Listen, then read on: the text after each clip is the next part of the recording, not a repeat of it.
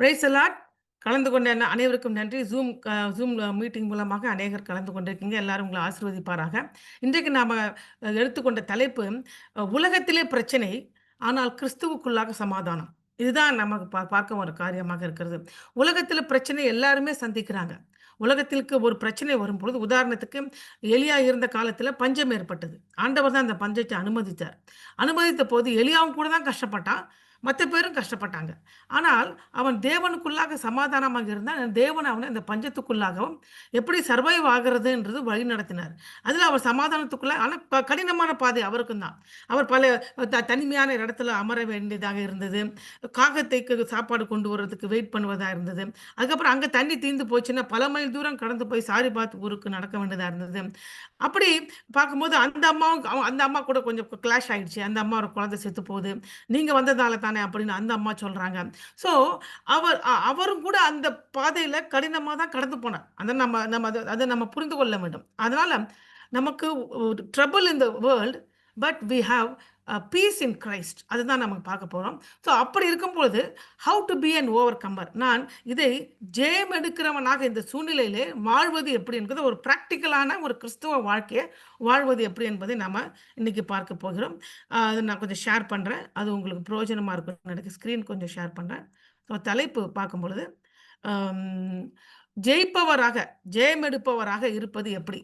உலகத்தில் பிரச்சனை, ஆனால் கிறிஸ்துவிலே சமாதானம். உலகத்தில பிரச்சனை, கிறிஸ்துவில சமாதானம். அதற்கு எடுத்துக்கொண்ட திறவுகோல் வசனம் யோவான் 16:33 நான் எடுத்துக்கொண்டிருக்கிறேன். யோவான் ஆங்கிலத்தில சொல்லும்பொழுது, அது தலைப்பு என்னன்னு சொல்லி பார்க்கும்போது, "how to be an overcomer because trouble in the world, peace in the Christ." The key verse is John 16:33. நான் முதலாவது தமிழ்ல வாசிக்கிறேன். "என்னிடத்தில் உங்களுக்கு சமாதானம் உண்டாயிருக்கும் பொருட்டு இவைகளை உங்களுக்கு சொல்லுகிறேன். உலகத்தில் உங்களுக்கு உபத்திரவம் உண்டு. ஆனால் திடங்கொள்ளுங்கள், நான் உலகத்தை ஜெயித்தேன்." இந்த வசனத்த நம்ம அநேக அநேக மனப்பாடமா தெரியும். இல்லையா? ஆனா இந்த வசனத்தில 3 காரியத்தை இயேசு கிறிஸ்து சொல்றாரு. "என்னிடத்தில் உங்களுக்கு சமாதானம் உண்டாயிருக்கும் பொருட்டு இவைகளை உங்களுக்கு சொன்னேன்." எவைகளை சொன்னேன்? அப்படி என்பதை முதலாக பார்க்க வேண்டும். எதையோ ஆண்டவர் சீஷர்களுக்கு சொல்லியிருக்கிறாரு. ஸோ அதனால இவைகளை உங்களுக்கு சொன்னேன். ஸோ என்ன நான் அம் அது முதலாவது நம்ம பார்க்க போகிறோம். அடுத்து என்ன சொல்றாரு? உலகத்திலே உங்களுக்கு உபத்திரவம், ஆனால் என்னிடத்திலே உங்களுக்கு சமாதானம் 2வது. 3வது என்ன சொல்லுகிறாரு? நான் உலகத்தை ஜெயித்தேன். அதனால திடன் கொள்ளுங்கள் அப்படின்ற 3 காரியத்தை இந்த ஒரு வசனத்தில அவர் அடக்குவதை தெரிவிக்கிறது. நமக்கு எல்லாருமே தெரியும். இயேசு கிறிஸ்துவோட முதல் பிரசங்கம் அப்படி என்று சொல்லி பார்க்கும்போது, அது மலை பிரசங்கம் அப்படின்னு சொல்லுவோம். அது மத்தேயு 5லேருந்து 7 அதிகாரத்தில தெளிவாக குடுத்திருப்பாங்க. மலை பிரசங்கம் அப்படின்னா, அவரோட முதல் பிரசங்கத்த ரொம்ப நம்ம தியானிப்போம். அதே மாதிரி இயேசுவுடைய கடைசி பிரசங்கம் இருக்கு. நான் சிலுவையில இயேசு சொன்ன 7 வார்த்தைகளை சொல்லவில்லை. இயேசு சொன்ன ஒரு கடைசி பிரசங்கம் இருக்கிறது. அந்த பிரசங்கம் தான் மேல் வீட்டு அறை பிரசங்கம். அந்த மேல் வீட்டு அறை பிரசங்கம் எங்க இருக்கு அப்படின்றால், யோவான் 13 அதிகாரத்திலிருந்து 17 அதிகாரம் வரைக்கும் இருக்கிற வசனங்கள் அனைத்துமே மேல் வீட்டு அறையில் இயேசு தன்னுடைய சீஷர்களிடம் மாத்திரமே சில காரியங்களை சொல்லுகிறார். அந்த காரியங்களை அவர் இங்க மென்ஷன் பண்றார். அதாவது இவைகளே உங்களுக்கு சொன்னேன் என்றால், நீங்க இயேசு கிறிஸ்துவுடைய ஊழியத்தையும் அந்த காஸ்பல் முழுமையா படிக்கும்போது, இயேசு கிறிஸ்து பிரயாணம் பண்ணும்பொழுது 3 விதமான ஜனங்கள் அவரோடு பிரயாணம் பண்றாங்க. முதலாவது என்ன சொல்லி பார்க்கும் பொழுது, சாதாரண குடிமக்கள் அவரோடு பிரயாணம் பண்றாங்க. இந்த கிரவுட் ஆஃப் பீப்பிள்னு இங்கிலீஷ்ல போட்டிருப்பாங்க. ஜனக்கூட்டத்தார் என்று இருப்பாங்க. அவர்களுக்கு ஒண்ணு இயேசு என்ன சொல்றாருன்னு கேட்கணும். 2வது அவங்களுக்கு பலவீனம், சுகம் கிடைக்க வேண்டும். ஒரு குரூப் அவங்க கூட போவாங்க. 2வது இயேசு கிறிஸ்துவை எதிர்த்து எப்ப இவர கீழ தள்ளலாம்னு வெயிட் பண்ற சதுசேயர்கள், பரிசேயர்கள், ஏரோதியர்கள் அப்படி என்று ஒரு ஜனங்கள் அந்த கூட்டத்தோடயா போவாங்க. 2வது குரூப். 3வது குரூப் சீஷர்கள். இல்லையா?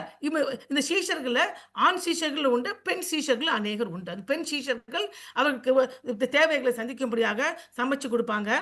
சில பண உதவியை செய்திருக்கிறாங்க. பணக்கார பெண்களும் அதுல இருக்கிறாங்க.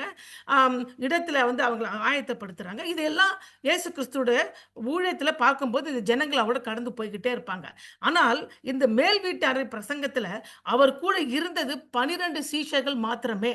அதுல ஒரு சீஷனு பாதி ராபோஜன எடுக்கும் பொழுதே அவர் அப்பத்தை மட்டும் எடுத்துக்கிட்டு ரசத்தை எடுத்துக்கொள்ளாமல் பிசாசு அவனுக்குள்ள கடந்து போனதால் யோவான், அதாவது யூதாஸ் காரியத்து கடந்து போயிடுறார். ஸோ இந்த வசனங்கள் கம்ப்ளீட்டாக சீஷர்களுக்காக சில காரியங்களை சொல்றாரு.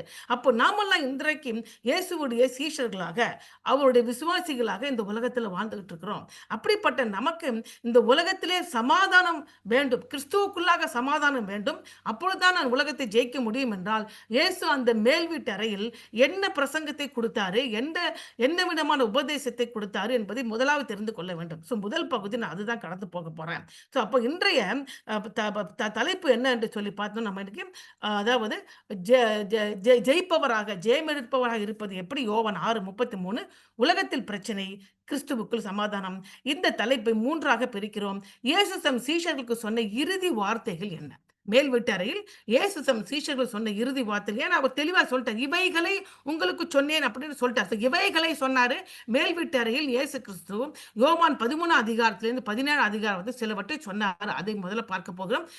எளிதாக அவ்வளவு பெரிய அதிகாரத்தை எப்படி பார்க்கறது நீங்க நினைக்க வேணாம், பிரீஃபா நான் கொடுத்துருவேன். அடுத்தது, கிறிஸ்து இயேசுக்குள் நம்ம சமாதானம் எப்படி, அப்படிதான் அவர் சொல்றாரு, எனக்குள்ளாக உனக்கு சமாதானம் இருக்குன்னு சொல்றாரு. ஏன்னா உலகத்தில் உபத்திரம், எனக்குள்ளாக சமாதானம். அப்ப கிறிஸ்து இயேசுக்குள்ளாக நம்ம சமாதானம் வருவது எப்படி? பிரச்சனை ஒண்ணுமே இல்லை அப்படின்னு வைங்களேன், நம்ம கிறிஸ்து இயேசுக்குள்ள சமாதானம் ரொம்ப ஜாலியா இருப்போம், ஒண்ணுமே பிரச்சனை இல்லை. ஆனால் கடினமான காரியங்களுக்கு கடந்து போகும் மாத்திரம் போதுதான் உலக சமாதானம் நம்மளை மிகுந்த கொடுக்காது, தேவனுக்கு சமாதானத்தை கொடுக்க முடியும்.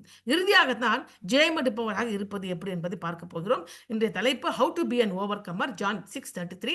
Trouble in the world, peace in the Christ. We are going to divide this into 3 parts. The final sayings of Jesus to his disciples in the upper room. Number 2, how peace comes to us in Christ Jesus. Number 3, how to be an overcomer. For this we are going to take John 6:33. John 16:33 says, I have told you these things so that in me you have peace. In this world you have trouble, but take heart, I have overcome the world. Okay, அப்படியே நம்ம கடந்து போகலாம். முதல் தலைப்பு, the upper room, அதாவது the final sayings of Jesus to his disciples. அது எங்க இருக்கு? That is, இயேசு தம் சீஷர்களுக்கு சொன்ன இறுதி வார்த்தைகள் என்ன? அது யோவான் 13 17 அதிகாரங்கள். அது என்னன்னு சொல்லுவாங்க? மேல் வீட்டு அறை சொற்பொழிவு. இப்போ அதாவது வேத வல்லுநர்கள் ஒரு இயேசுடைய அதாவது உபதேசத்தை ஒரு தலைப்பு கொடுப்பாங்க. மேல், அதாவது மலை பிரசங்கம் அப்படின்னு கொடுக்க மாதிரி, இது மேல் வீட்டறை பிரசங்கம். இதுக்கு பேர் என்ன சொல்லுவோம்? மேல் வீட்டறை பிரசங்கம். யோவான் 13 17, the final sayings of Jesus to his disciples. The upper room discourse, John 13-17. So அப்போ இந்த இடத்துல என்னென்ன அவர் சொன்னாரு அப்படி என்பது நம்ம இன்றைக்கு தெரிந்து கொள்ள வேண்டியதாக இருக்கிறது. முதலாவது என்ன சொன்னார் அப்படி என்று சொல்லி பார்க்கலாம். அதாவது 13 அதிகாரத்தில் என்ன சொன்னாரு, 13 அதிகாரத்தில் என்ன சொன்னார் எப்படி என்று சொல்லி பார்க்கும்போது, இயேசு சீஷர்கள் பாதங்களை அங்கே கழுவினாரு. அப்புறம் புதிய அன்பின் கட்டளையை கொடுத்தாரு. நமக்கு எல்லாருமே தெரியும் இல்லையா, நம்ம திருப்பி அதை எடுக்க போறதில்லை. ஆனால் இயேசு பாதத்தை, சீஷர்களுடைய பாதத்தை கழுவினதுனாலையும் அவர் புதிய கற்பனையை கொடுத்ததுல நாம் அன்றாட வாழ்க்கையில் நாங்கள் என்ன செய்யணும் அதை வச்சுக்கிட்டு, ஏன்னா இப்போ அதுதான் நம்ம பார்க்க போகிறோம். ஏன்னா உலகத்தில் பிரச்சனைன்ட்டாரு, என்கிட்ட சமாதானம்ட்டாரு, நான் இவைகளை சொன்னேன்னு சொல்லிட்டாரு. எவைகளை சொன்னேன்னு தெரிஞ்சுக்கிட்டா அதை நான் டெய்லி ஃபாலோ பண்ண முடியும். முதலாவது, அவர் இந்த இயேசு தம் சீஷர்கள் பாதங்களை கழுவினதும் புதிய கற்பனை, என்னிடத்தில் அன்பு கூறுவது போல இந்த பிறரிடத்தில் அன்பு கூறுங்கள், அப்பொழுது என்னுடைய சீஷர்களும் உங்களுக்கு பிறர் அறிந்து கொள்வார்கள் என்று சொல்றார். ஸோ இதில் நம்ம என்ன தெரிஞ்சுக்கணும்? முதலாவது, அங்கீகாரத்தை எதிர்பார்க்காமல் மற்றவர்களுக்கு உதவ வேண்டும். இதுதான் நம்ம இதில் கற்றுக்குறோம். என்ன கற்றுக்குறோம்? சிலர் அங்கீகாரத்தை எதிர்பார்த்து மற்றும் உதவுவாங்க. ஆனால் எதிர்பார்க்காதீங்க, நீங்கள் ஹெல்ப் பண்ணுங்க. குடும்பம் அல்லது வேலை அல்லது ஆலயத்தில் அமைதியாக சேவை செய்வதற்காக வழிகளை தேடுங்கள். நீ எங்கே போனாலும் ஒரு ஆரவாரத்தோடு இல்லை, அமைதியாக எல்லாருக்கும் ஊழியம் பண்ணுங்க. அன்பு வார்த்தைகள் மட்டுமல்ல, செயலின் காட்டுங்கள். இப்போ அவங்க கவலைப்படாதீங்க, நாங்கள் ஆண்டவர் உங்களை காப்பாற்றுவார் அப்படின்னு சொல்லிட்டு விட்டுறக்கூடாது. அவங்களுக்கு செயல்லையும் உதவி செய்ய வேண்டும். புரியுதுங்களா? இதெல்லாம் செய்தாதான் பிறர் கஷ்டத்தில் இருக்கும்போது இன்னொரு ஜனங்கள் உதவி செய்ய முடியும். அது 13 அதிகாரத்தில் சொல்றாரு. அதே 14 மற்றும் 15 அதிகாரத்தில் பரிசுத்த ஆவியை பற்றி சொல்லுகிறாரு. கிறிஸ்துவின் நிலைத்திருப்பது எப்படி என்பதை பற்றி சொல்லுகிறார். ஸோ பரிசுத்த ஆவி நம்மகிட்ட வரும்போது என்ன ஆகும்? கிறிஸ்துவின் நிலைத்திருந்தால் நமக்கு என்ன ஆகும்? இப்போ அன்றாட வாழ்க்கையில் அதை எப்படி பயன்படுத்திக் கொள்வது என்றால், முதலாவது, கவலை மற்றும் நிச்சயமற்ற நிலையில் இயேசுவின் வாக்குறுதிகளை நம்ப வேண்டும். அதுதான் அங்க சொல்ல வரேன். அந்த 14, 15 அதிகாரத்துல சொல்றாரு. நிச்சயமற்ற நிலைமை. என்ன செய்றதுன்னு தெரியல. எனக்கு உதவி எங்க வருது? ஆனா இந்த டயத்துல தேவன் கொடுக்கிற வாக்குறுதியை நம்புங்க. அப்பொழுது தான் உங்களுக்கு சமாதானம் கிடைக்கும். அதுக்கப்புறம் அந்த சமாதானத்தை கொண்டு உலகத்தை ஜெயிக்கலாம். அவரே வழி என்று நம்ப வேண்டும். ஜி அ அ எப்ப நம்புறது நம்ம சொல்லுவோம். ரட்சிக்கப்படும்போது அவரே வழி நம்புறது மாத்திரம் அல்ல. அன்றாட வாழ்க்கையை நீங்கள் முடிவு எடுக்கும் பொழுது, அவர் தான் வழி என்று நம்புங்க 2வது. 3வது வேதத்தை வாசிக்கும்போது, சில முடிவுகளை எடுக்கும்போது, கஷ்டங்களை எதிர்கொள்ளும் பொழுது, பரிசுத்த ஆவியானவருடைய வழிகாட்டுதலுக்காக க வழிகாட்டுதலின்படி நடந்து கொள்ளுங்க. ஸோ, அப்ப பரிசுத்த ஆவியின் வழிகாட்டுதல் உங்களுக்கு எப்படி தெரியும்? உங்ககிட்ட வந்து பேசுவாரா பரிசுத்த ஆவியானவரு? இல்ல எதிர்ல வந்து நிப்பாரா? அப்படி அல்ல. வேதத்தின் மூலமாகவும், சில முறை செய்திகள் மூலமாகவும் உங்ககிட்ட இடைப்படுவாரு. ஸோ, என்னென்ன பண்ணணும்? அதனால தான் பரிசுத்த ஆவிய குடுத்திருக்காரு ஆண்டவர். பரிசுத்த ஆவிய குடுத்தது அந்நிய பாஷை பேசிக்கொண்டு இருப்பது மாத்திரமல்ல, பிறருக்கு தீர்க்க தரிசனம் சொல்வது மாத்திரமல்ல, நாம வேதத்தை வாசிக்கும்போது பரிசுத்த ஆவியானவர் நமக்கு உதவி செய்ய வேண்டும். அந்த வசனத்துல நம்மட்ட பேசுவாரு. சில முடிவுகளை எடுக்கும்போது இதுதான் கரெக்ட், இதுதான் நேர் வழியில போ அப்படின்னு நமக்கு உதவி செய்வாரு. கஷ்டங்களை எதிர்கொள்ளும்போது பரிசுத்த வழிகாட்டுவார் நமக்கு. ஸோ இதெல்லாம் இருந்தா தான் கிறிஸ்துவுக்குள்ளாக சமாதானம் வரும். அதையும் சீஷர்களுக்கு சொல்றாரு யோவான் 14, 15 வருஷத்துல. அது மாத்திரம் இல்லாமல் வேதம், ஜெபம் மற்றும் கீழ்ப்படுதல் மூலம் இயேசுவுடன் இணைந்திருங்கள். ஏன்னா, நானே திராட்சை செடி, நீங்க கொடிகள் என்று சொல்றாரு அந்த இடத்துல. ஸோ அப்ப தேவன்கிட்ட எப்படி இணைங்க முடியும்? ஆன்றோடம் ஜெபிக்கணும் நீங்க. ஜெபிக்காம உங்க வாழ்க்கையில நிலைநிற்க முடியாது. ஸோ ஜெபிக்கும் பொழுது, நீங்க உங்களுடைய பிரச்சனைய ஆண்டவர்கிட்ட சொல்றீங்க. அடுத்தது வேதம் வாசிக்கும்போது, தேவன் உங்ககிட்ட என்ன பேசுறாருன்னு தெரிஞ்சு கொள்கிறீங்க. ஸோ தெரிஞ்சுக்கிட்ட உடனே, அதற்கு ஏற்ப கீழ்ப்படிகிறீங்க. அதுதான் முக்கியம். ஜெபிச்சுட்டு, வேதம் வாசிச்சுட்டு கீழ்ப்படியாம போனா ஒரு பிரயோஜனமும் இல்ல. ஸோ உங்களோட பிரச்சனைய ஆண்டவர்ட்ட சொல்றீங்க. உடனே வேதத்த எடுத்து வாசிக்கும்போது, உங்களோட பிரச்சனைக்கு ஏற்ப வேதத்தில ஆவியானவர் வழிநடத்தல் மூலமாக வேதத்தில பேசுறாரு. அது சில காரியங்களை செய்ய சொல்லுவார். அந்த பிரச்சனையில சில காரியங்களை ஆவியானவர் இதை செய்ய சொல்லுவாரு. சில நம்ம தவறு செய்திருக்கலாம், தப்பு இருக்கலாம். இல்ல சில இடத்துல கடந்து போக வேண்டியிருக்கலாம். அதில் பரிசுத்த ஆவியார் நமக்கு உதவி செய்வார். அதற்கு கீழ்ப்படிய வேண்டும். இப்படிலாம் நடந்து கொண்டீங்க என்றால், முதலாவது உங்களுக்கு சமாதானம் கிடைக்கும். அதுக்கப்புறம் என்ன கிடைக்கும் உங்களுக்கு? பார்க்கும்போது பிரச்சனையிலேருந்து ஜெயம் எடுக்க முடியும். அதே மாரி 16 மற்றும் 17 அதிகாரத்தில இயேசு என்ன சொன்னாரு? ஆவியானவரை கொண்டு உலகத்தை ஜெயிக்க வேண்டும். எப்படி என்றால், முதல்ல என்ன சொல்றாருன்னா, அந்த அதிகாரத்தில குழப்பமான உலகில் உண்மையான உண்மையை பகுத்தறிய ஆவியானவர் நம்புங்க. இந்த உலகத்தில ஃபுல்லா குழப்பம் தான். நீங்க ஏதாவது பண்ணா எங்க போனாலும் ஒரு குழப்பத்தின் ஆவி இந்த உலகத்தை தாக்கிக் கொண்டிருக்கிறது. ஸோ இந்த பிரச்சனையில உங்களுக்கு இந்த குழப்பத்தின் ஆவி நிச்சயமா வந்து தாக்கும். அப்போ என்ன செய்வதுன்னு சொல்லி பாக்குது, உண்மையை பகுத்தறிய ஆவியாரை நம்புங்கள். டிசர்ன்மென்ட் இன் ஸ்பிரிட் என்று ஒரு ஆவியின் வரம் உண்டு. அதாவது பகுத்தறிகிற வரம். ஆ அதாவது ஆவிகளை பகுத்தறிகிற வரம். அப்படி என்று ஒரு வரம் உண்டு. அப்போ இந்த பிரச்சனையில நம்ம போகும் பொழுது, ஒரு ஒருத்தர் வந்து ஒண்ணு சொல்லுவாங்க. இன்னொருத்தர் வந்து இன்னொன்னு சொல்லுவாங்க. இது பண்ணுங்க, அது பண்ணுங்க. நான் உங்களுக்காக ஜெபம் பண்ண ஆவியானவர் இப்படியெல்லாம் வெளிப்படுத்தேன்னு சொல்லி திடீர்னு ஒரு தீர்க்க தரிசனத்த கொண்டு வந்து போடுவாங்க. அது உண்மையா, பொய்யா நமக்கு தெரியாது. ஆல்ரெடி குழப்பத்துல இருப்போம். அதனால டிசர்ன்மென்ட் பகுத்தறியும் ஆவியோடு கூட செயல்படுங்க. ஏன்னா இது குழப்பம் நிறைந்த உலகம். சபையிலே கூட இந்த பிரச்சனைகள் நடக்கும் நமக்கு. இப்ப ஆவிக்குரிய ஸ்ட்ரெங்த்தா இருக்கிறாங்க சொல்றாங்க வந்து, இந்த குழப்பமான சூழ்நிலை எதையாவது சொல்லி நம்மள குழப்பி விட்டுருவாங்க. ஸோ அது ஆவியானவர் தான் அத சொன்னாரா? இல்ல ஆண்டவர் நம்மட்ட பேசுறா, நீங்க ஆண்டவர்ட்ட அந்த தொடர்புல இருக்கும்போது, அந்த பகுத்தறிவை உணர்ந்து கொள்ளுவீங்க. முதலாவது. 2வது, ஜெயம் கொள்பவராக வாழ்வதற்கு பயம் அல்ல, தைரியத்தோடு, விசுவாசத்தோடு செயல்படுங்க. பிரச்சனை வந்துச்சு, பயந்து ஒண்ணுமே ஆக போறதில்ல. தைரியத்தோடு, விசுவாசத்தோடு நீங்க செயல்பட வேண்டும். ஜெயம் கொள்ள வேண்டும் என்றால், இறுதியாக ஜெபத்தில் உங்களை மட்டுமல்ல, மற்றவர்களை உயர்த்துங்கள். ஏன்னா 17ஆம் அதிகாரத்தில இயேசு கிறிஸ்து தனக்காக ஜெபிக்கிறாரு. தன்னுடைய சீஷர்களுக்காக ஜெபிக்கிறாரு. தன் சீஷர்கள் மூலம் இயேசு தன்னை ஏற்றுக்கொள்ளப் போகிற விசுவாசிகளுக்காகவும் ஜெபிக்கிறார். ஸோ இந்த பிரச்சனை இருக்கும்பொழுது, உங்களுக்காக மட்டும் ஜெபிச்சு விடாம, இதேபோல உங்களைப் போல யாரெல்லாம் இந்த பிரச்சனையில இருக்கிறார்களோ, அவர்களுக்கு நீங்க விடுதலை கொடுங்க ஆண்டவரே அப்படின்னு ஜெபம் பண்ணுங்கள். அப்பொழுது நிச்சயமாக விடுதலை கிடைக்கும். அப்படி என்று சொல்லிவிட்டு தான் யோவான் 16ஆம் அதிகாரம் கடைசி வசனத்தில சொல்றாரு. என்னிடத்தில் உங்களுக்கு சமாதானம் உண்டாயிருக்கும் பொருட்டு, இவைகளை உங்களுக்கு சொன்னேன். உலகத்திலும் உபத்திரவம் உண்டு. ஆனால் திடன் கொள்ளுங்கள். நான் உலகத்தை ஜெயித்தேன் என்று சொல்லிட்டாரு. ஸோ அப்போ முதல் நம்ம தலைப்பு முடித்திருக்கிறோம். என்ன தலைப்பு முடித்திருக்கிறோம்? இயேசு கிறிஸ்து சீஷர்களிடம் மாத்திரம் சொன்ன மேல் வீட்டு அறை பிரசங்கம் என்ன என்று சொல்லி பார்த்தோம். ஸோ அப்ப அடுத்தது ஒரு கேள்வி நமக்கு வருது. என்ன கேள்வி அப்படின்னு சொல்லி பார்க்கும்போது, எதற்கு இத சொல்லணும்?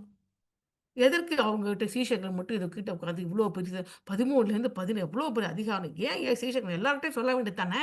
ஏன் சீஷர்களுக்கு மட்டும் சொல்றாரு? எது காரணம் நிச்சயமா இருக்கும் இல்லையா? நீங்க பாருங்க மலை பிரசங்கத்தில பார்க்கும்போது சீஷர்கள் இருப்பாங்க, கூட்டத்தார் இருப்பாங்க. எல்லாரும் கூடி இருப்பாங்க. அது அமர்ந்துகிட்டு அவன் பிரசங்கம் குடுக்குறது தெரியும் உங்களுக்கு. ஆனா இதுல பார்க்கும்போது சீஷர்கள் மட்டும் இருக்கிறாங்க. ஏன்னா 3 காரியத்திற்காக இயேசு கிறிஸ்து தன்னுடைய சீஷர்களுக்கு மாத்திரமே இந்த காரியத்தை சொல்றார். சில வாட்டி பார்க்கும்போது, தன்னுடைய நெருக்கமான சீஷர்கள் சில பிரச்சனைக்குள்ளாக கடந்து போவதற்கு முன்பாகவே, ஆண்டவர் சில வசனங்கள் மூலமாகவும் நமக்கு பேசிடுவாரு. எதுக்கு இந்த வசனம்? ஒரு சில சொப்பனத்தின் மூலமாகவும் இடைப்பட்டு விடுவார். எப்படி இந்த ஆவியானவர் நமக்கு நிச்சயமா நீங்க ஆண்டவர் கூட அந்த உறவுல இருக்கும் பொழுது, உங்களுக்கு ஒரு பெரிய பிரச்சனை, ஒரு வேதனை, நீங்க நம்ப முடியாத ஒரு காரியம் உங்க குடும்பத்தில நடக்க போதுங்கும்போது, அதை தாங்கும்படியாக அப்படிப்பட்ட காரியம் நடப்பதாக ஆண்டவர் வெளிப்படுத்தி விடுவார். அதே மாரி தான் இயேசு கிறிஸ்து இதே காரியத்தை அவங்ககிட்ட சொல்றார். ஏன்னா, என்ன நடக்க போது? முதலாவது காரணம் என்ன? தம்முடைய சீஷர்களை பாடுகளுக்கு ஆயத்தப்படுத்த. இதுவரைக்கும் 70 பேர் அனுப்பிச்சாரு, 12 பேர் அனுப்பிச்சாரு. நீங்க போங்கப்பா, பிசாசுகளை துரத்துங்க, வியாதியஸ்தரை சுகப்படுத்துங்க. நீங்க எந்த ஊருக்கு போறோம் அந்த ஊர ஆசீர்வதிங்க. எந்த வீட்ல இருக்கீங்க அங்க வீட்ல இருங்க. அவங்க குடுக்கறத சாப்பிடுங்க. அவங்க ஒண்ணு ஏத்துக்கலன்னா தூசிய தட்டிட்டு வேற இடத்துக்கு போங்க. இப்படி சொல்லி அனுப்புறாரு. அப்புறம் 70 பேர் அனுப்புறாரு. இப்படியெல்லாம் அனுப்பி ட்ரெயின் பண்ணிட்டாரு அவருக்கு. எல்லாம் ட்ரெய்னிங் பண்ணி கடைசி ஒரு ட்ரெய்னிங் வேணும். என்னன்னா, தம்முடைய சீஷர்கள் பாடுகளுக்கு ஆயத்தம். இதுவரை பாடே இல்ல. ஆனாலும் வச்சிருந்தார். நல்லா இருந்தாங்க. எல்லா இடத்துலயும் அவங்க ஏற்றுக்கிட்டு. எதிர்ப்புகள் இயேசு கிறிஸ்துக்கு தான் வந்துச்சு. அப்பவும் கடந்து போனாங்க. ஆனா இப்போ சீஷர்கள் பாடுகள் ஆயத்தப்படுத்துவதற்கு, ஏனென்றால் இயேசு கிறிஸ்து கைது செய்யப்பட்டு சிலுவையில் அறையப்பட போகிறார். இந்த இரவுக்கு அப்புறம் அடுத்த நாள் இன்னைக்கு நைட்டே நடக்க போகுது. இந்த சம்பவம் இந்த இயேசு கிறிஸ்து சொல்லி ஒரு 2 மணி நேரத்தில அவர் என்ன செய்ய போறாங்க? கைது செய்ய போறாங்க. பிறகு அடுத்த நாள் விடிகாலம்பலாம் அவர சிலுவையில அறைய போறாங்க.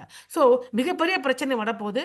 அதனால சீஷர்களை பாடுகளுக்கு ஆயத்தப்படுத்த சொல்றாரு. 2வது அவர்களுக்கு உண்மையான சமாதானத்தை கொடுக்க. ஏனென்றால் உலகம் கொடுக்கும் சமாதானத்தை அல்ல, அவர் அவரது வெற்றியில் வேரூன்றிய சமாதானத்தை கொடுக்க. இயேசு கிறிஸ்து வெற்றி பெற்றார். அந்த வெற்றியில் வேரூன்றிய சமாதானத்தை உனக்கு கொடுப்பதற்காக இத இந்த மேல் வீட்டாரை பிரசங்கத்தை குடுக்குறாரு. 3வது அவருடைய வெற்றியை இயேசு கிறிஸ்து வெற்றியை முன்கூட்டியே சொல்ட்டாரு. எனக்கு என்ன சிலுவையில அறைவாங்க. அதெல்லாம் நீங்க பயப்படக்கூடாது, கலங்கக்கூடாது. கொஞ்ச நாள் என்ன பார்க்க மாட்டீங்க. ஆனால் நீங்க திருப்பி என்ன பார்ப்பீங்க. நீங்க ரொம்ப அழுவீங்க. அப்புறம் நீங்க அழமாட்டீங்க. நெறைய சொல்றாரு. அப்ப என்ன அர்த்தம்? தன் வெற்றியை முன்கூட்டி எப்படி முன்கூட்டியே சொல்ட்டாரு? சிலுவையில் முன்பாக நான் உலகத்தை ஜெயித்தேன். உலகத்தை எப்படி ஜெயித்தார்? உலகம் என்ன இருக்கு? உலகம் வீழ்ச்சி அடைந்திருக்குது. இந்த உலகம் வீழ்ச்சி அடைந்த மக்கள் இந்த உலகத்தை ஆட்சி செய்து கொண்டிருக்கிறார்கள். ஆனால் இயேசு கிறிஸ்து இந்த உலகம் வீழ்ச்சி அடைந்ததற்கு காரணமான பிசாசு சிலுவையில ஜெயிக்க போகிறாரு. பாவத்தை ஜெயிக்க போகிறாரு. இதனால வந்த மரணத்தை ஜெயிக்க போகிறார். இதுதான் முன்கூட்டியே அவர் என்ன சொல்ற, தன் வெற்றியை முன்கூட்டியே அறிக்கையிடுவதற்காக தன் சீஷர்களுக்கு மாத்திரம் தான் சொல்றாரு. வேற யார்ட்டுமே இதை சொல்லவில்லை. இந்த 3 காரியங்கள் இது சொன்னார். அப்போ நாங்க முன்னே நீங்க கேள்வி கேட்கலாம். இன்றைக்கு நான் பாடுல இருக்கிற சிஸ்டர், எனக்கு எதுக்கு இது சொல்றாரு? இன்னைக்கு நீங்க திடீர்னு வந்து இத சொல்றீங்க. இதுக்கு எனக்கு என்கிட்ட இந்த இந்த வசனம் மூலமா என்கிட்ட நீங்க என்ன சொல்ல வரீங்க? இயேசு கொடுத்த மேல் வீட்டாரை பிரசங்கத்தின் மூலமாக நான் என்ன கத்துக்கணும்? பிராக்டிகலா நான் அன்றாட வாழ்க்கையில என்ன கத்துக்கிறது? ஆமா, உபத்திரம் வந்து ஆண்டவர் சொல்லுவார்ன்னு சொல்லிட்டீங்க. உண்மையா சொல்றாரு. இப்ப நான் என்ன கத்துக்கிறது? அப்படின்னு பார்க்கலாம்னா, முதலாவது இந்த மேல் வீட்டு அறையில் பிரசங்கமானது ஒவ்வொரு விசுவாசிகளுக்கும் அவங்க வேலைக்கு போறாங்க. வேலையில போகும்பொழுது அவங்க எப்படி செயல்பட வேண்டும் என்றால், போட்டியிடுவதற்காக பதிலாக ஒருத்தர் வேலைக்கு இருக்கிறார். அவனுக்கு எதிராக செயல்பட, நான் உனக்கு எதிரா செயல்பட்டு நான் உனக்கு மேல வரேன் பார். அப்படி என்று அதற்கு எதிராக போட்டி போடுவதற்கு பதிலாக, நீங்க என்ன செய்ய வேண்டும்? ஊக்கப்படுத்துங்கள். சேவை சேவை செய்து நல்லபடியாக வேலை செய்து பிறரை ஊக்கப்படுத்துங்கள். அப்போ உங்களுக்கு வேலையில பிரச்சனை வராது. நல்லா புரிச்சுங்க. வேலையில பிரச்சனை ஒரு மனுஷனால வருது. அப்படி இருக்கும் பொழுது, நீ அந்த அந்த மனுஷனுக்கு எதிராக போட்டி போடுறதுக்கு பதிலாக, அந்த மனுஷனுக்கே ஹெல்ப் பண்ணி பிறரை ஊக்கப்படுத்துங்க. அப்ப அந்த மனுஷனே வெட்கப்பட்டு போயிடுவான். அப்புறம் வீட்ல என்ன செய்றது எனக்கு? வீட்ல என்ன பண்றது? அடுத்தது வீட்ல பொறுமையா இருங்க. பிரதிபலன் எதிர்பார்க்காத அன்பை செலுத்துங்க. இதுவே பல பிரச்சனைக்கு தீர்வாயிடும். ஏதோ பிரச்சனை இருக்கும் பொழுது வீட்டிலேயே நீங்க சண்டை போட ஆரம்பிக்கிறோம். இதுக்கு என்ன பண்றது? நீ தான் காரணம், நானா காரணம், பையன், பொண்ணு, அப்பா, அம்மா, அப்படியாக பயங்கரமான சண்டை. அந்த சண்டையில இப்ப முதலே பிரச்சனை இருக்கு. நீங்க சண்டை போட்ட பிரச்சனை தீர்வு ஆகுறதா? அப்போ அந்த இடத்துல மிகப்பெரிய பொறுமை, யுத்தமே பேசாம பொறுமையை கையாளணும். அதே அந்த பிரச்சனையில பிரதிபலன் காமிக்காம ஒருத்தர் அன்பு செலுத்த வேண்டும். அந்த அன்பு செலுத்தும் பொழுது வீட்ல பிரச்சனையை மேற்கொள்வதற்கு தைரியம் கிடைக்கும். அப்ப போராட்டத்துல என்ன செய்ய வேண்டும்? அவருடைய சமாதானத்தை நம்புங்கள். உங்களுடைய பலன் அல்ல. இந்த பிரச்சனையில என்னால இத செய்ய முடியும், அதால செய்ய முடியும். நீங்க செய்யாம இருக்க வேணாம், செய்யல. செய்யுங்க. ஆனா என்னால மட்டும் தான் அது முடியும். என் மூலமாக செய்து விடுவேன் என்று அல்ல. செயல்படும்போது ஆண்டவன் நான் இந்த காரியத்தை செய்ய போறேன். இவங்களுக்கு இந்த மாரி உதவ போறேன். நீங்க தயவு செய்து எனக்கு ஹெல்ப் பண்ணுங்க. அவங்களுக்கு ஹெல்ப் பண்ணும்போது கதவை திறந்து கொடுங்க. அப்படின்னு சொல்லி போராட்டத்துல அவருடைய சமாதானத்தை நம்ப வேண்டும். நம்முடைய பலத்தை நம்பக்கூடாது. அதே மாரி சபைக்கு கடந்து போறீங்க இல்லையா? அது சபையில நீங்க அங்க பிரச்சனை இருக்குது. அநேக பிரச்சனைகள் காணப்படும். அங்க இடத்துல ஒற்றுமையை தேட வேண்டும். பிரிவினை செய்யக்கூடாது சபையில. அடுத்து ஜெபத்தில என்ன பண்ண வேண்டும்? இந்த பிரச்சனை ஜெபத்தில நான் கடந்து போறேன். எனக்காக மட்டும், என் குடும்பத்திற்காக மட்டும் ஜெபிக்கிறத விட்டு, மற்றவர்களுக்காகவும், தேசத்துக்காகவும் ஜெபிக்க ஆரம்பிங்க. இதை எல்லாம் செய்தால் உடனே பிரச்சனை தீர்ந்துவிடும் சொல்லவில்லை. நீங்க தொடர்ந்தேர்ச்சியாக உங்க பிரச்சனையின் அடிமை செய்து கொண்டிருக்கும் பொழுது, ஆண்டவர் என்ன குடுப்பேன்னு சொல்றாரு அந்த வசனத்தில? என் என் என்னுடைய சமாதானம் உங்களுக்கு கிடைக்குங்கிறார். சமாதானம் வந்துருச்சுனாலே, நம்ம பொறுமையாயிடும், சமாதானம் ஆயிடும். ஆனா எதை கரெக்ட்டா செய்யணும், செயல்பட ஆரம்பிப்போம். ஜெயம் பெற்று விடுவோம். இப்போ இத நம்ம முடிச்சுட்டோம் இல்லையா? பகுதிய முடிச்ச பிறகு, அடுத்த பகுதி என்ன சொல்லி பார்க்கறது உங்களுக்கு சொல்லிக் குடுத்தேன். அப்போ அம் அ அடுத்தது how to get peace through Christ. அதாவது இயேசு கிறிஸ்துவில் கூட நான் சமாதானத்தை பெற்றுக்கொள்வது எப்படி? அப்படி என்பதை பார்க்கலாம். நம்ம ஷேர் பண்ற ஸ்கிரீன. அதாவது எனக்கு சமாதானம் இப்ப அடுத்த தலைப்பு, கிறிஸ்துவுக்குள்ளாக எனக்கு எப்படி சமாதானம் வரும்? அடுத்த தலைப்பு, கிறிஸ்து இயேசுவுக்குள்ளாக சமாதானம் நமக்கு எப்படி வருகிறது? முதல்ல சொன்னோம், "எனக்கு கொஞ்சம் பைபிள் வாசிங்கப்பா." 13லேருந்து 17 அதிகாரத்தில இருக்கிற மலை ப ம ம மேல் வீட்டாரை பிரசங்கத்த வாசிங்க. அதில இருக்கிற சில காரியங்களை புரிந்து கொள்ளுங்க. அதை செயல்படுத்த ஆரம்பிங்கன்னு நான் முதல்ல சொன்னேன். அடுத்தது என்ன பண்ணணும்? எனக்கு இயேசுக்குள்ளாக சமாதானம் வரணும். எப்படி சமாதானம் வரும்? எந்த விதமா வரும்? அப்படி என்றால் 3 விதமாக காரியங்கள் செய்யும் பொழுது, உங்களுக்கு நீங்க சமாதானத்தை கிறிஸ்துவுக்குள்ள பெற்றுக்கொள்வீங்க. முதலாவது என்ன செய்ய வேண்டும்? தேவனுடான ஒப்புரவாகுதல் மூலமாக. ஒப்புரவாகுதல் ஆங்கிலத்தில சொல்லும்போது த்ரூ ரீகன்சிலியேஷன் வித் காட். ஆங்கிலத்தில ரீகன்சிலியேஷன் சொல்லுவோம். எப்படி ஒப்புரவு ஆகுறது? தேவன் கூட ஒரு அண்டர்ஸ்டாண்டிங்குள்ள நம்ம வரணும். நமக்கும் தேவனுக்கு என்ன அண்டர்ஸ்டாண்டிங்? மொத என்ன அண்டர்ஸ்டாண்டிங்? அப்படின்றத நம்ம பார்க்க போறோம். அடுத்தது பரிசுத்த ஆவியான பிரசன்னத்தின் மூலமாக நமக்கு சமாதானம் வரும். அதாவது through the presence of Holy Spirit 2வது. 3வது உலகை கிறிஸ்துவின் ஆட்சி செய்வதாலும், உலகத்த மட்டுமல்ல, நம்முடைய வாழ்க்கையிலும் இயேசு கிறிஸ்து தான் ஆட்சி செய்வாகிறார் என்று நம்பிக்கை வைக்கும் பொழுது உங்களுக்கு சமாதானம் வரும். அதான் நம்ம சொல்லப் போறோம். அது உதாரணத்தோட நான் சொல்ல விரும்புகிறேன். 3 காரியத்தை நம்ம செய்ய வேண்டும். உங்களுக்கு சமாதானம் எங்க பிரச்சனைக்கூடாக உனக்கு இருக்கும்போது உங்களுக்கு சமாதானம் வர வேண்டும் என்றால், அந்த 3 காரியம் நீங்கள் செயல்படுத்த வேண்டும். முதலாவது, அதாவது என்ன செய்யும்? தேவனுடனும் ஒப்புரவாகுதல் மூலம். தேவன்ட்ட நீங்க எப்படி ஒப்புரவாக முடியும்? தேவன்கிட்ட எப்படி ஒப்புரவாகுறது? சொல்லுங்க. தேவன்கிட்ட நான் எப்படி ஒப்புரவாது? ஃபர்ஸ்ட்டு நீங்க தேவன்கிட்ட அம் எப்படி நீங்க ஒப்புரவானீங்க? சிந்திச்சு பாருங்க. தேவன்கிட்ட நீங்க எப்படி ஒப்புரவானீங்க? அப்படின்றால், முதல் நம்ம ஒப்புரவானது சிலுவையில் இயேசு பாவத்தின் பகையை நீக்கினார் என்று என்றைக்கு நீங்க விசுவாசித்தாங்களோ, அன்னைக்கே தேவனுடன் நீங்க ஒப்புரவாயிட்டீங்க. ஏன் சொல்றேன்? ரோமர் 5:1 சொல்லுகிறது, நாம் விசுவாசத்தினாலே நீதிமான்களாக்கப்பட்டிருக்கிறனால, நம்முடைய கர்த்தராகிய இயேசு கிறிஸ்துவின் மூலமாக தேவனிடத்தில் நமக்கு சமாதானம் பெற்றிருக்கிறோம். வந்துருச்சா வசனம்? ரோமர் 5:1 என்ன சொல்லுது? எனக்கு எப்படி சமாதானம் வந்துச்சு தேவன்கிட்ட? விசுவாசத்தினாலே நீதிமானாக்கப்பட்டேன். அப்ப என்ன அர்த்தம்? இயேசு கிறிஸ்து, நான் பாவி, ஆனால் இயேசு சிலுவையிலே என் பாவத்துக்காக மரித்தார். அவரை நான் விசுவாசித்ததுனால அவருடைய நீதி எனக்கு தரிப்பிக்கப்பட்டிருக்கிறது. அதனால் நான் நீதிமானாக ஆக்கப்பட்டேன். அதனால இந்த பாவத்தினால எனக்கு எந்த விதமான அ வம் பிரச்சனை இல்ல. எனக்கு எந்த விதமான அ அதாவது ம் அ கில்டி கான்ஷியஸ் கிடையாது. நான் தேவன்கிட்ட சமாதானம் ஆயிட்டேன். அந்த சமாதானம் தான் மொத முக்கியம்ப்பா.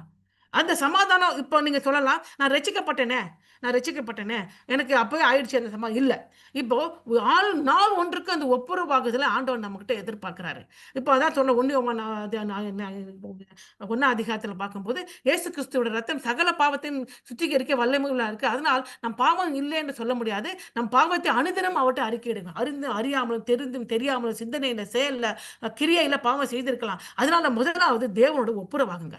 நீங்க சில கில்டி கான்ஷியஸ் இருந்துகிட்டே இருந்தீங்க வைங்களேன், நீங்க ஆண்டவர் கிட்ட போகவே முடியாது. உங்க பிரச்சனைய அவர்ட்ட சொல்லவே முடியாது. உங்களுக்கு சமாதானம் கிடைக்காது. ஏன்னா நீங்க பாவம் செஞ்சுட்டீங்க. செஞ்சது பாவம்னு உங்களுக்கு நல்லா தெரியும். அந்த பாவத்த அப்படியே மண்டையில வச்சுக்கிட்டு நான் பாவின்னு சொல்றத விட, ஆண்டவரே தைரியமா அவர்ட்ட இந்த பாவத்த நான் செய்துட்டேன். அது எவ்வளவு அசிங்கமான பாவமா கூட இருக்கலாம். ஏன்னா நம்ம மண் என்று நினைவு கூறுகிறார். அந்த கேவலமான பாவமா இருந்தா கூட மனுஷர்கிட்ட சொல்றதுக்கு பதிலா, இந்த பிரச்சனை எனக்கு வந்துருச்சு. ஆனா இப்படி ஒரு பாவத்த நான் செய்துட்டேன். என்ன தயவா ஆண்டவரே மன்னியுங்க. நான் இத செய்ய மாட்டேன். ஆவியானவரே இந்த பாவம் செய்யாம எனக்கு கொஞ்சம் ஹெல்ப் பண்ணுங்க. அப்படின்னு நீங்க கேட்டீங்கன்னா, நிச்சயமாக உங்களுக்கு சமாதானம் ஒப்புரவாகிடும். இப்போ உதாரணத்துக்கு நம்ம கேட்கலாம். என்ன உதாரணம் இருக்கு? வேதத்திலே உதாரணம் இருக்கு. விபச்சாரம் செய்கிற ஸ்திரீ ஒரு கையும் மையுமா புடிச்சுட்டாங்க. அந்த ஸ்திரியை தரன்னு இழுத்துக்கிட்டு வராங்க. அந்த விபச்சாரம்னா 2 பேர் செய்ற ஆண், பெண்ணு. ஆம்பளைய விட்டாங்க. பொம்பளைய மட்டும் தரன்னு இழுத்துட்டு வந்து இயேசு கிறிஸ்துகிட்ட மோசே பிரமாணத்துல சொல்லியிருக்காரு. இந்த மாரி விபச்சாரம் கையுமா புட்டா கல் எடுத்து அடிச்சு கொல்ல சொல்லி நீங்க என்ன சொல்றீங்கன்னு இயேசு கிறிஸ்து சொல்லாம பொண்ணு பேசாம எழுதி அப்படியே மண்ணுல ஏதோ எழுதிக்கிட்டே இருக்கிறாரு. திருப்பி கேட்கிறாரு. இயேசு கிறிஸ்து 2டே வார்த்தைய சொன்னார். முதே வசனம் என்ன சொன்னாரு? உங்களில் பாவம் இல்லாதவன் இவள் மேல் முதலாவது கல்லெறிய கடவன்னு சொல்றார். பாவம் எல்லாரும் பாவம் செய்திருக்கிறோம். பாவத்தின் அளவுகோல் வேற வேற. ஒருத்தர் விபச்சாரம் செய்திருக்கலாம், திருடி இருக்கலாம், கோல் சொல்லியிருக்கிறான், மற்றவங்களை பற்றி பொய் பேசியிருக்கலாம். எல்லாமே பாவம் தான். ஸோ இப்போ யாரா பாவம் செய்யல? எல்லாருமே பாவம் செய்து. இப்போ நீ எப்படி அவனை சொல்ற? எல்லாரும் கடலை போட்டு ஓட்டு போயிட்டாங்க. எல்லாரும் போயிட்டாங்க கல்லை எடுக்கிறவங்க. அடுத்தது அந்த இயேசு கிறிஸ்து ஸ்திரியை பார்த்து சொல்றாரு, நானும் உன்னை ஆக்கினைக்குள்ளாக தீர்ப்பதில்லை, நீ போ, இனி பாவம் செய்யாதே என்கிறார். இயேசுவால் மன்னிக்கப்பட்டு அவள் சமாதானத்துடன் வெளியே போனார். அதனால நீங்க இந்த பாவம் செஞ்சுட்டு சொல்லிட்டு கில்ட்டி ஃபீலிங் ஆகாதீங்க. அவங்க என்ன நினைப்பாங்க, இவங்க என்ன நினைப்பாங்க, யார் இருந்தாலும் நினைச்சிட்டு போட்டோம். That's not a problem. ஆமா, பாவம் ஆயிடுச்சு, தெரியாம செய்துட்டேன், நான் இனிமே செய்ய மாட்டேன், நான் ஆண்டவர்ட்ட ஒப்புரவாக, நீ என்ன வேணா என்ன கண்டெம் பண்ணிக்கோ, ஆனா ஆண்டவர் என்னை மன்னித்து விட்டார். அந்த ஒரு சமாதானம் உங்களுக்கு வேண்டும். எந்த பிரச்சனையில அந்த சமாதானம் உங்களுக்கு வேண்டும். அடுத்து எனக்கு எப்படி சமாதானம்? ஓகே, நான் வந்து ஆண்டவர் கூட ஒப்புரவாயிட்டேன் அப்படின்னு. அடுத்தது பரிசுத்த பிரசன்னத்தின் மூலமாக சமாதானம். இப்போ ஒன்ஸ் நீங்க ஆண்டவர்கிட்ட ரீகன்சில் ஆயிட்டுன்னா, பரிசுத்த ஆவியார் உங்ககிட்ட இடைப்பட ஆரம்பிப்பார். இப்போ ஏன் என்ன தடையா இருந்துச்சு? உங்களுக்கு தேவனுக்கு நடுவில் அந்த பாவத்தின் கரை தடையா இருந்துச்சு. அது நீங்கிடுச்சு. உன்ன ஆவியானவர் உங்ககிட்ட இடைப்பட ஆரம்பிப்பார். எப்படி? குழப்பத்திலும் ஆவியானவர் உள்மனதில் அமைதியை, சமாதானத்தை கொண்டு வருவார். இதுக்கு நீங்க கேட்கலாம், அது எப்படி நடக்கும் சிஸ்டர்? அப்படி நடந்துச்சு. சபையில நடந்திருக்கு. ஒருத்தர் யாருக்கு நடந்திருக்கு? பவுலும் சீலாவுக்கு நடக்குது. அவங்க 2வது மிஷனரி பயணம் போறாங்க. எந்த தப்பும் செய்யல. கொஞ்சம் யோசிச்சு பாருங்க. ஆண்டவர் தான் சொன்னாரு, மர்சிடோனியாவுக்கு போப்பான்னு தரிசனத்தின் மூலம் வெளிப்பட்டு அனுப்புறார். ஆண்டவர் சொல்லி தான் போறாங்க. ஆனா அங்க போன ஆண்டவர் சொல்லிட்டு போனார்ல, நல்ல குளு குளுன்னு இல்ல. அங்க பிரசங்கிக்கிறாங்க. அவங்க போட்டு அடி அடின்னு அடிச்சு ரத்தம் சொட்ட சொட்ட கொண்டு போய் ஜெயில்ல கட்டி விட்டாங்க.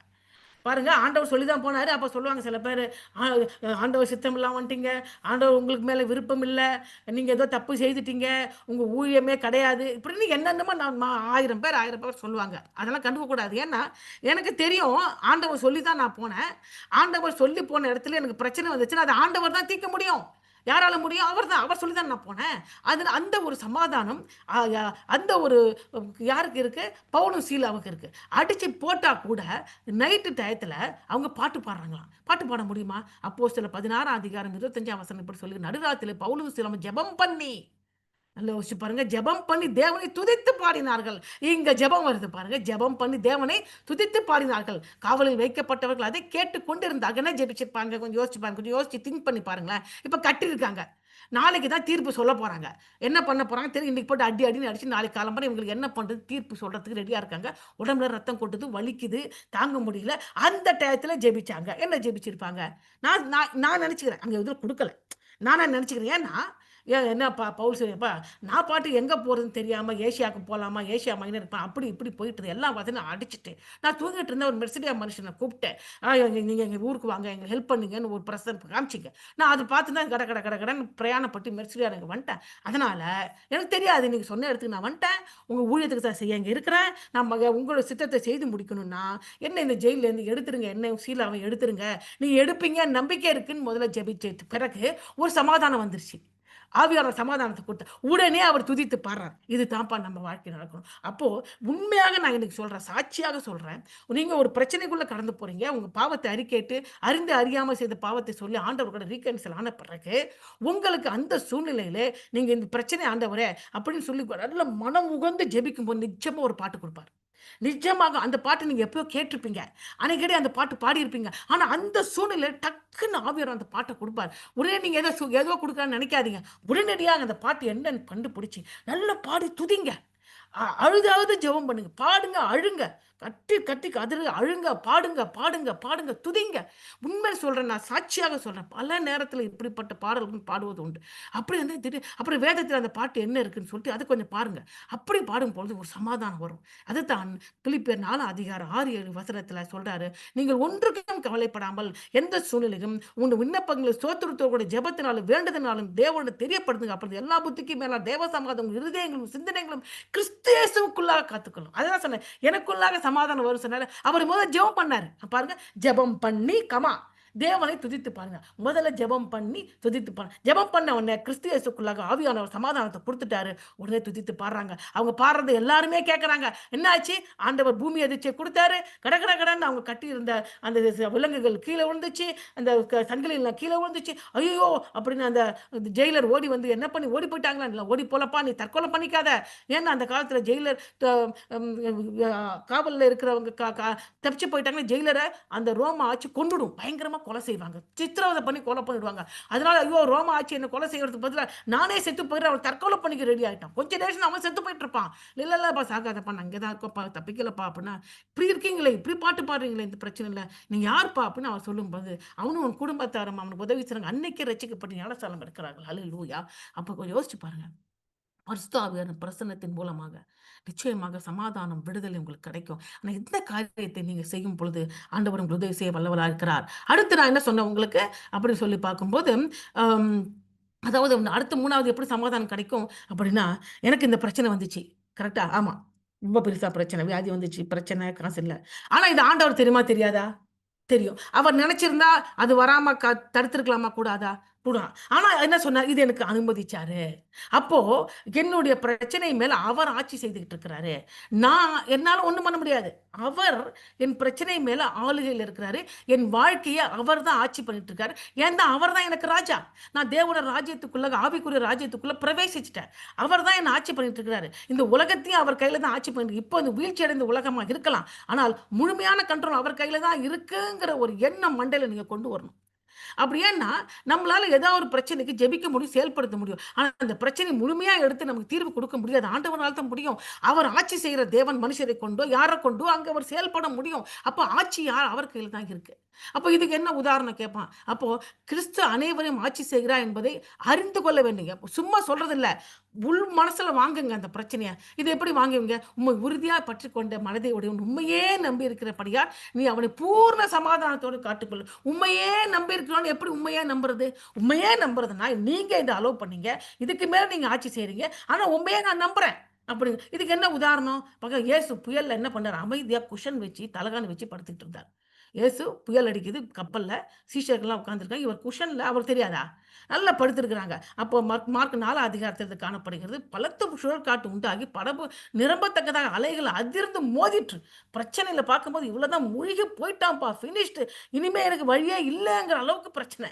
அப்ப சொல்ற கடலில் பின்னணியில் அவர் கப்பலில் பின்னணியில் இயேசு தலைகாணி வைத்து தலையணை வைத்து நித்திரையா இருந்தார். அவர்களை எழுப்பி போதுகிற நாங்கள் மடிந்து போகிறது உங்களுக்கு கவலை இல்லையா? எப்ப நம்ம சொல்றோம், "என்னப்பா நீங்க நீங்க தான் இருக்குன்னு சொன்ன அடிஞ்சு போயிட்டு இருக்க கவலை இல்ல உங்களுக்கு" அப்படின்னு சொன்னா முணுமுணுக்க ஆரம்பிக்கிறோம். அப்போ அவர் எழுந்து காற்றையும் கடலையும் அதட்டி கடலை பார்த்து இறையாதே அமைதலாயிரு என்றார். அப்போது காற்று நின்று போயிட்டு மிகுந்த அமைதி உண்டாயிற்று. இப்ப யார் கண்ட்ரோல்ல இருக்கு? ப அங்க புயல குடுத்ததும் இயேசு கிறிஸ்து தான். புயலை நிறுத்துனதும் இயேசு கிறிஸ்து தான். இதுல நம்ம இப்ப சீஷர்கள் என்ன கத்துக்கணும்? சீஷர்கள் என்ன கத்துக்கணும்னா, தேவன் ஆட்சி செய்கிறார்.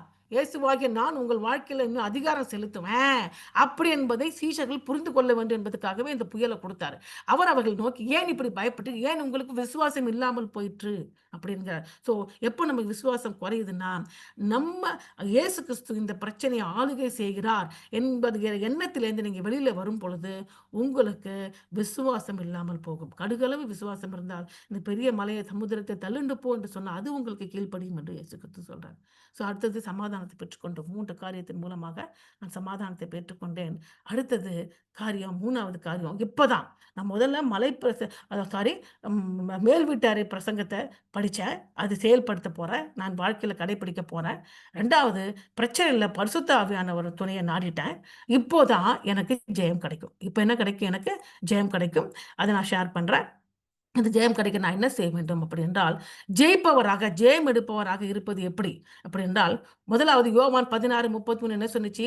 தைரியமாயிருங்க, நான் உங்கள ஜெயிக்கிறேன் அப்படின்னு இயேசு சொல்ட்டார். அதுதான் டீச்சிங். ரைட்டா?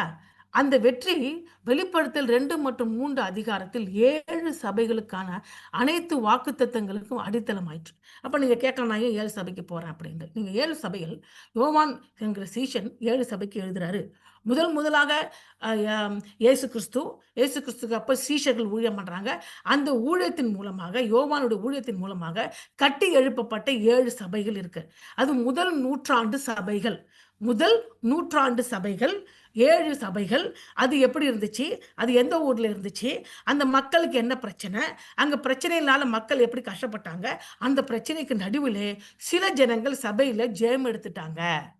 அதுதான் அந்த 7 சபை சொல்லுது. அது எங்க இருக்கு? வெளிப்படுத்தல் 2, 3 அதிகாரத்துல அந்த 7 சபைய பத்தி குடுத்துருக்காங்க. ஸோ அப்போ நாம் ஏன் இந்த 7 சபைய நான் படிக்கணும்? எனக்கும் அந்த காலத்துல அந்த சபை இருந்துச்சு. இப்போ அதைய நான் படிச்சு எனக்கு என்ன பிரச்சனை இந்த இந்த சிச்சுவேஷன்ல? அப்படின்னு நீங்க கேட்கலாம். அப்போ இந்த 7 சபைகள் முதலாவது உண்மையாகவே முதல் நூற்றாண்டிலே யோவான் என்கிற சீஷன் என்கிறால் நிறுவப்பட்ட சபைகள். யோவான் பத்மு தீவிலே சிறையாக வைக்கப்படுகிறாரு. அவர் இயேசுவை அறிக்கையிட்டதுனால சிறை பண்ணி வச்சுட்டாங்க. ஆனா அந்த சபையை குறித்து பெரிய வருத்தம் ஏற்பட்டதுனால அவர் கடிதத்தை எழுதி அனுப்புறாரு. அந்த கடிதம் அந்த ஒரு சபைக்கும் கொடுக்கப்பட்டுச்சு. ஸோ அந்த 7 சபைகள் அந்த காலகட்டத்திலிருந்து 7 சபைகளை குறிப்பிடுகின்றன. முதலாவது. 2வது, அந்த 7 சபைகள் சபை வரலாற்றில் 7 வகை பிரிவு சபைகளை குறிப்பிடுகின்றன. சபை வரலாறு அப்படி நீங்க பார்க்கும்போது, முதலாம் இயேசு கிறிஸ்துவின் காலகட்டத்திலே சபையின் இயேசு கிறிஸ்து என்ன சொன்னாரு? பரிசுத்தாவின் அபிஷேகம் பெற்றப்பட்டு மேல் வீட்டு அறையில் 120 மக்கள் மூலமாக சபை தொடங்கிச்சு. அதுக்கப்புறம் கொஞ்சம் கொஞ்சமாக முதல் மிஷனரி, 2ஆம் மிஷனரி, 3ஆம் மிஷனரி, பவுலோட மிஷனரி பயணம், பேதுருவுடைய ஊழியம் எல்லாவற்றின் மூலமாக சபை வளர்ந்தது, சபை உருவாக்கப்பட்டது. கிறிஸ்துவர்கள் என்று சொல்லி சபை கிறிஸ்துவை ஏற்றுக்கொண்டவர்களுக்கு பெயர் கொடுக்கப்பட்டது. அப்படியாக முதல் நூற்றாண்டில் சபை நிறுவப்பட்டது. அப்படியாக ஒவ்வொரு நூற்றாண்டில் பார்க்கும்போது சபை பல காலங்களை கடந்து வந்துச்சு. அது சபை காலகட்டங்கள் 7 ஆக பிரிக்கிறாங்க வேத வல்லுநர்கள். அப்போ ஒரு சபை காலகட்டமும் ஒரு சபையை குறிப்பிடுகிறது. இப்போ நம்ம 7 சபையில ஒவ்வொரு சபை ஒரு காலகட்டமும் எழுத்து படியாக குறிக்கிறது. 2வது. 3வது, இப்போ நம்ம படிக்க போகிற அந்த சபைகள் நம்ம போகிற சபையோடு நிச்சயமாக ஒட்டுப்போம். நீங்க உட்கார்ந்து இந்த 7 சபையை பார்த்தீங்கன்னா, நீங்க போற சபை எப்படி இருக்குன்னு அந்த சபையில 7ல 1த்துல நம்ம அந்த சபை ஜாயின் ஆயிடும். ஓகே. 4வது, ஒவ்வொரு விசுவாசியும் சபை குறிப்பிடுகிறது. ஒவ்வொரு விசுவாசியும் அந்த சபையில என்ன நடக்குது அது குறிப்பிடுகிறது. அதனால அங்க என்ன நடக்குது என்கிற காரியம் என்னை என்னை சார்ந்திருக்கிறது. அவங்களுக்கு வந்த பிரச்சனை எனக்கும் வந்ததாக இருக்கிறது அப்படின்னு நான் புரிந்து கொள்கிறேன். முதலாவது சபை எபேசு சபை. அது எங்க இருக்கு? வெளிப்படுத்த 2ஆம் அதிகாரம் 1லிருந்து 7 வசனத்துல இருக்கு. அப்போ எபேசு சபை அப்படி என்றால் அது எங்க இருக்கு? ஏசியா மைனர் அப்படிங்கிற இடத்துல இந்த 7 சபைகள் இருக்கிறாங்க. முதல் சபை பவுல் யோவான் எழுதின நிருபத்தின் முதலாக இடம்பெறுகிற சபை எபேசு சபை. எபேசு என்ற பட்டணத்திலே யோவானால் இந்த சபை நிறுவப்பட்டிருந்தது. இந்த சபையில பெயர் எபேசு அப்படி என்றால் என்ன அர்த்தம்? அனுமதிக்கப்பட்ட, விரும்பத்தக்கது அப்படின்னு அர்த்தம். எது? அந்த எபேசு சபைக்கு அனுமதிக்கப்பட்டது, விரும்பத்தக்கது என்று அதனுடைய பொருள். இதோடைய ஆவிக்குரிய அர்த்தம் என்னன்னா, கோட்பாடு மற்றும் விடாமுயற்சியில் வலுவாகவும் ஒரு தேவாலயமாக இருந்துச்சு. ஆனால் அது முதல் அன்பை இழந்து போனார்கள். சில பேர் பார்க்கும்போது, கிறிஸ்துவ வாழ்க்கையில பார்க்கும்போது அவங்களுக்கு பைபிள் டாக்டரின் நல்லா தெரியும். திருத்துவம்னா என்ன? மறுபடியும் பிறப்பது என்றால் என்ன? ஆவியின் அபிஷேகம் என்றால் என்ன? ஆவி நமக்குள்ளாக வாசம் செய்வது என்றால் என்ன? அப்படின்னு சொல்லி அவர்களுக்கு நல்ல அந்த டாக்டரின்ஸ் நல்லா தெரிஞ்சிருப்பாங்க. ஆவியின் வரங்கள் என்ன? ஆவியின் கனின்னா என்ன? கேட்டிங்கன்னா கடகடன்னு ஒப்பிப்பாங்க. வசனத்தெல்லாம் ஒப்பிப்பாங்க. நல்லா சூப்பரா இருப்பாங்க. ஆனா அப்படிதாங்க சபையில் இருக்கிறாங்க. ஆனா என்ன பிரச்சனை? அவர்கள் ஆதியிலே கொண்ட அன்பை இழந்துட்டாங்க. யார்கிட்ட இருக்க அன்பை? தேவன்கிட்ட அன்பை இழந்துட்டாங்க. அப்போ தேவன்கிட்ட அன்பை இழக்கிறதுனா என்ன சொல்லி இதுல என்ன கற்றுக்கொள்கிறோம்? அன்பு இல்லாத உண்மை முழுமை அடையாது. கிறிஸ்துவின் மீதான அன்புக்கு திரும்புங்கள். அப்ப அன்புன்னா என்ன? கிறிஸ்துகிட்ட நான் எப்படி அன்பு செலுத்துறது அப்படின்னு நீங்க கேட்கலாம் ஒரு கேள்வி. அததான் அந்த சபையில ஜெயம் எடுத்தவங்க செஞ்சுட்டாங்க. எல்லாருமே அன்பு இல்லாம இருந்தாங்க. ஆனா சில பேர் என்ன பண்ணிட்டாங்க? அந்த பிரச்சனையிலேருந்து வெளில வந்து ஜெயம் எடுத்துட்டாங்க. என்ன ஜெயிப்பாங்க? அன்பு இன்மையை மேற்கொண்டாங்க. அன்பு இன்மையை எப்படி மேற்கொண்டாங்க அப்படின்னு சொல்லி பார்க்கும்போது, அன்பு எப்படி வந்ததுன்னா, யோவான் 15 அதிகாரம் 10ஆம் வசனம் சொல்லுது, நீங்கள் என் கட்டளைகளை கைப்பிடித்தால் என் அன்பில் நிலைத்திருக்கிறீர்கள். அவங்க கட்டளை என்னன்னு தெரியும். ஆனா அதை ஃபாலோவே பண்ண மாட்டாங்க. எல்லாருக்கும் பிறகு உபதேசிப்பாங்க, மனப்பாடமா ஒப்பிப்பாங்க, கேட்டான்னா கடகடன்னு பைபிள் போகும். ஒண்ணுமே. ஆனா அது ஒரு பைசாக்கு கூட அவங்க ஃபாலோ பண்ணவே மாட்டாங்க. அவங்க வாழ்க்கையை பார்த்தீங்கன்னா மகா கேவலமா இருக்கும். ஏன்னா இப்படி சொன்னாங்க, இப்படி இருக்காங்க. டோட்டல் ஆப்போசிட்டா இருப்பாங்க. அப்படிப்பட்டவங்களுக்கு என்ன பண்றது? அன்பின்மையை மேற்கொள்ள வேண்டும். அந்த சபையில சில பேர் ஜெயம் எடுத்துட்டாங்க. இப்ப எப்படி ஜெயம் எடுத்தாங்க? முதல் அன்புக்கு திரும்பிட்டாங்க. முதலாவது அன்புக்கு அவங்க திரும்பிட்டாங்க. அப்ப நீங்க கேட்கலாம், அப்போ அந்த சபைக்கு முதலாவது அன்புக்கு திரும்பினவர் ஜெயம் கொண்டவருக்கு ஒரு வாக்குத்தத்தத்தை கொடுக்குறாங்க. என்ன வாக்குத்தத்தம் கொடுக்குறாங்க? ஜெயம் கொள்கிறவன் எவனோ அவனுக்கு தேவனுடைய பரதீசின் மத்தியில் ஜீவ விருட்சத்தின் கனியை புசிக்க கொடுப்பேன். என்ன சிஸ்டர் ஜீவ? நான் செத்து போனதுக்கு பரதேசில போய் ஜீவ கனி விருட்சத்தை புசிப்பேன் அப்படிங்கிறீங்க. இப்போ எனக்கு பிரச்சனை போயிட்டு இருக்கு. நீங்க இதுக்கு பதில் சொல்லாம நீ செத்து போய் பரலோகம் போய் இல்ல இயேசு கிறிஸ்து ரகசிய வரிகள் எடுத்துக்கொள்ளப்பட்டு அங்க போய் ஜீவ விருட்சத்தின் கனியை புசித்து நான் என்ன பண்ண? இப்போ எனக்கு என்ன சொல்லுங்க அப்படின்னு நீங்க கேட்குறீங்க. இப்போவும் நீங்க ஜீவ விருட்சத்தின் கனியை டெய்லி புசிக்கலாம். எப்படி புசிக்கலாம்? ஒவ்வொரு முறையும் நம் பாவத்தின் மீது கிறிஸ்துவை தெரிந்து கொள்ள வேண்டும். பாவம் வருது, சாய்ஸ் எடுக்கணும். இது ஜீசஸ், இது இயேசு, இது பாவம். எதை நீ எடுக்க போற? ஒவ்வொரு சாய்ஸ்ல நீ இயேசு கிறிஸ்துவ எடுத்துக்கொள்ளும் பொழுது, நீ ஜீவ விருட்சத்தின் கனியை ருசிக்கிறாய். அல்லேலூயா! அப்படி எடுத்துக்கொள்ளும் பொழுது, நீங்க கிறிஸ்துவை எடுத்துக்கொள்ளும் பொழுது, நீங்க பாவத்தை எடுத்துக்கொள்ளாம கிறிஸ்துவ எடுத்துக்கொள்ளும்போது, நிச்சயமாக ஆண்டவர் உங்களுக்கு பிரச்சனையிலிருந்து ஜெயம் எடுப்பார். கட்டாயமா குடுப்பார். இதை அனுதினம் நீங்க செய்ய வேண்டும். அப்ப நீங்க கேட்கலாம், டெய்லி நீங்க யோசிச்சு பாருங்க. டெய்லி நீங்க ஜீவ விருட்சத்தின் கனிய புசிக்கிறீங்களா? இல்ல புசிக்கலையா? அது உங்க கையில தான் இருக்கு. நீங்க சாய்ஸ் எடுக்கும்போது, தேர்வு செய்யும்பொழுது, இயேசுவை தேர்வு செய்கிறீர்களா? இல்ல பாவத்தை தேர்வு செய்கிறீர்களான்னு புரிந்து கொள்ளுங்கள். அந்த சபையில ஜெயம் எடுத்தவங்க பாவத்தை விட்டுட்டு இயேசுவை தேர்வு செய்தாங்க. ஜீவ விருட்சத்தின் கனியை டெய்லி புசித்தாங்க. அடுத்த சபை சிமிர்னா. அடுத்த சபை என்ன சபை? சிமிர்னா. அது வெளிப்படுத்த 2:8-11. சிமிர்னா என்ன அர்த்தம்? சிமிர்னா என்றால் அது வெள்ளை புலத்திலிருந்து, அது வெள்ளை புலம் அப்படிங்கிற ஒரு சுகந்த பொருள் இருக்கு. நம்ம இப்ப சென்ட் அடிச்சுக்கிற மாரி, இப்ப சென்ட்லாம் கூட பல சென்ட்டுகள் வெள்ளை புலத்துல தான் பண்றாங்க. அதாவது அந்த எதுக்கு யூஸ் பண்ணுவாங்கன்னா, ஒருத்தர் செத்து போயிட்டான்னா, அவங்க ஒரு பாடியில இந்த வெள்ளை புலத்த போட்டு, அது அவங்க அடக்கம் பண்ணுவாங்க. அந்த வெள்ளை புலம் என்ன பண்ணும் பார்க்கும்போது, அப்படி நசுக்கி போடுவாங்க. அந்த வெள்ளை அப்படியே போட மாட்டாங்க. கையால அப்படி நசுக்கி அப்படி போடுவாங்க. கையால அந்த வெள்ளை புலத்த நசுக்கும் பொழுது, ஒரு நறுமணம் அப்படியாக வெளியில வரும். என்ன வரும்? நறுமணம் வரும். அதுல தான் இயேசு கிறிஸ்துவை பார்க்கும்போது, அம் அம் அந்த 3 ஞானிகள் வந்து 3 இல்ல, ஞானிகள் வந்து பார்க்கும்பொழுது, வெள்ளை புலம், அ வெ அப்புறம் வந்து சுகந்த வர்க்கம், அதுக்கப்புறம் எத குடுக்கும்? பொன்னை குடுக்குறாங்க இல்லையா? ஸோ அப்போ இந்த வெள்ளை புலம் அடக்கம் செய்வதற்கு அந்த பயன்படுத்துகிற ஒரு வாசனை பொருள். அப்போ இதுல என்ன ஆவிக்குரிய அர்த்தம் இருக்கு? சிமிர்னான ஒரு வாசனை பொருள், வெள்ளை புலத்தை குறிப்பிடுகிறது. அது அடக்கம் செய்யும்போது அது பயன்படுத்துவாங்க. அத நல்லா நசுக்கி பிழியும்போது அதுல ஒரு வாசனை வரும். அதுதான் அதோட அர்த்தம். ஆனா இது ஆவிக்குரிய பொருள் என்னன்னா, துன்புறுத்தப்பட்ட சபை. மரணம் எதை குடிக்கிறது? மரண கஷ்டம். ஸோ அப்போ அந்த சிமிர்னா சபை துன்புறுத்தப்பட்டுச்சு. யாரால துன்புறுத்தப்பட்டுச்சு? யூதர்களும் யூத மதத்தை சேர்ந்தவங்களும் துன்புறுத்தினாங்க. ரோம ஆட்சி செய்தவங்களும் துன்புறுத்தப்பட்டாங்க. இப்ப நம்ம மாரி தான். பயங்கர பிரச்சனை. வீட்ல பிரச்சனை, வெளியில பிரச்சனை, எங்கேயும் பிரச்சனை. பல விதத்தில நம்ம பிரச்சனைக்குள்ள கடந்து போகிறோம். அப்படி பிரச்சனைக்குள்ள கடந்து போன சபை தான் அது. நொறுக்கப்பட்டுச்சு. ஆனா நொறுக்கப்படும்போது விசுவாசத்தின் நறுமணம் கொடுக்கல. அப்போ சிமிர்னா அப்படிங்கிற வெள்ளை புலம் நசுக்கப்படும் போது வாசனை வந்துச்சு. ஆனா இங்க இவங்க நசுக்கப்படுறாங்க. கஷ்டப்படுத்தப்படுறாங்க. வெள்ளை புலமா நசுக்குறாங்க. ஆனா விசுவாசம் என்கிற நறுமணம் கொடுக்கவே இல்ல. இப்ப விசுவாசம் என்ற நறுமணத்தை யார் கொடுக்கிறார்களோ, அவர்கள் ஜெயம் எடுத்தவங்க. அப்போ பிரச்சனைக்கு நடுவிலே நீங்க விசுவாசத்தை கைக்கொண்டீர்கள் என்றால், நீங்கள் சிமிர்னா சபை. ஓகே. கை கொள்ள வேண்டும். அப்பொழுதுதான் நீங்க வெள்ளை புலமாக இருக்கிறீங்க. கை கொள்ளவில்லை என்றால் ஜெயிக்கல. அப்ப விசுவாசம் உங்கள விட்டு போகக்கூடாது. உங்களுக்கு எப்படித்தான் நசுக்கி நாலா பக்கம் அடி பொளந்து அடிக்குது. அத சொல்ற பவுல் சொல்றார், நாலா பக்கமும் நொறுக்கப்பட்டேன். ஆனாலும் எங்க நம்பிக்கை நாங்க இழக்கவே இல்ல. எங்கள் உயிரோடு நம்மள ரட்சிக்கிற தேவனோட நம்பிக்கை நாங்க விடவே இல்ல அப்படின்னு பவுல் சொல்றாரு. இல்லையா? அதே மாரி விசுவாசம் நறுமணம் கமழ வேண்டும். அப்போ என்ன பாடத்தை கண்டுகிறோம்? துன்பம் நம்பிக்கையை செவ்வாய்ப்படுத்தும். உங்களுக்கு பிரச்சனை வந்துச்சுன்னா உங்களுக்கு விசுவாசம் வளரணும். விசுவாசம் குறையக்கூடாது. அதுதான் சிமிர்னா கொடுக்கிறது. ஓகே. இந்த இந்த சபையில எல்லாருமே பிரச்சனையில வரும்போது விசுவாசத்தை காமிக்கல. ஆனா சிலர் பிரச்சனை நடுவுல விசுவாசத்தை காமிச்சாங்க. அவங்க துன்புறுத்தலை மேற்கொண்டார்கள். அப்போ ஜெயம் எடுத்த உடனே எதை மேற்கொண்டாங்க? துன்புறுத்துதலை மேற்கொண்டுட்டாங்க.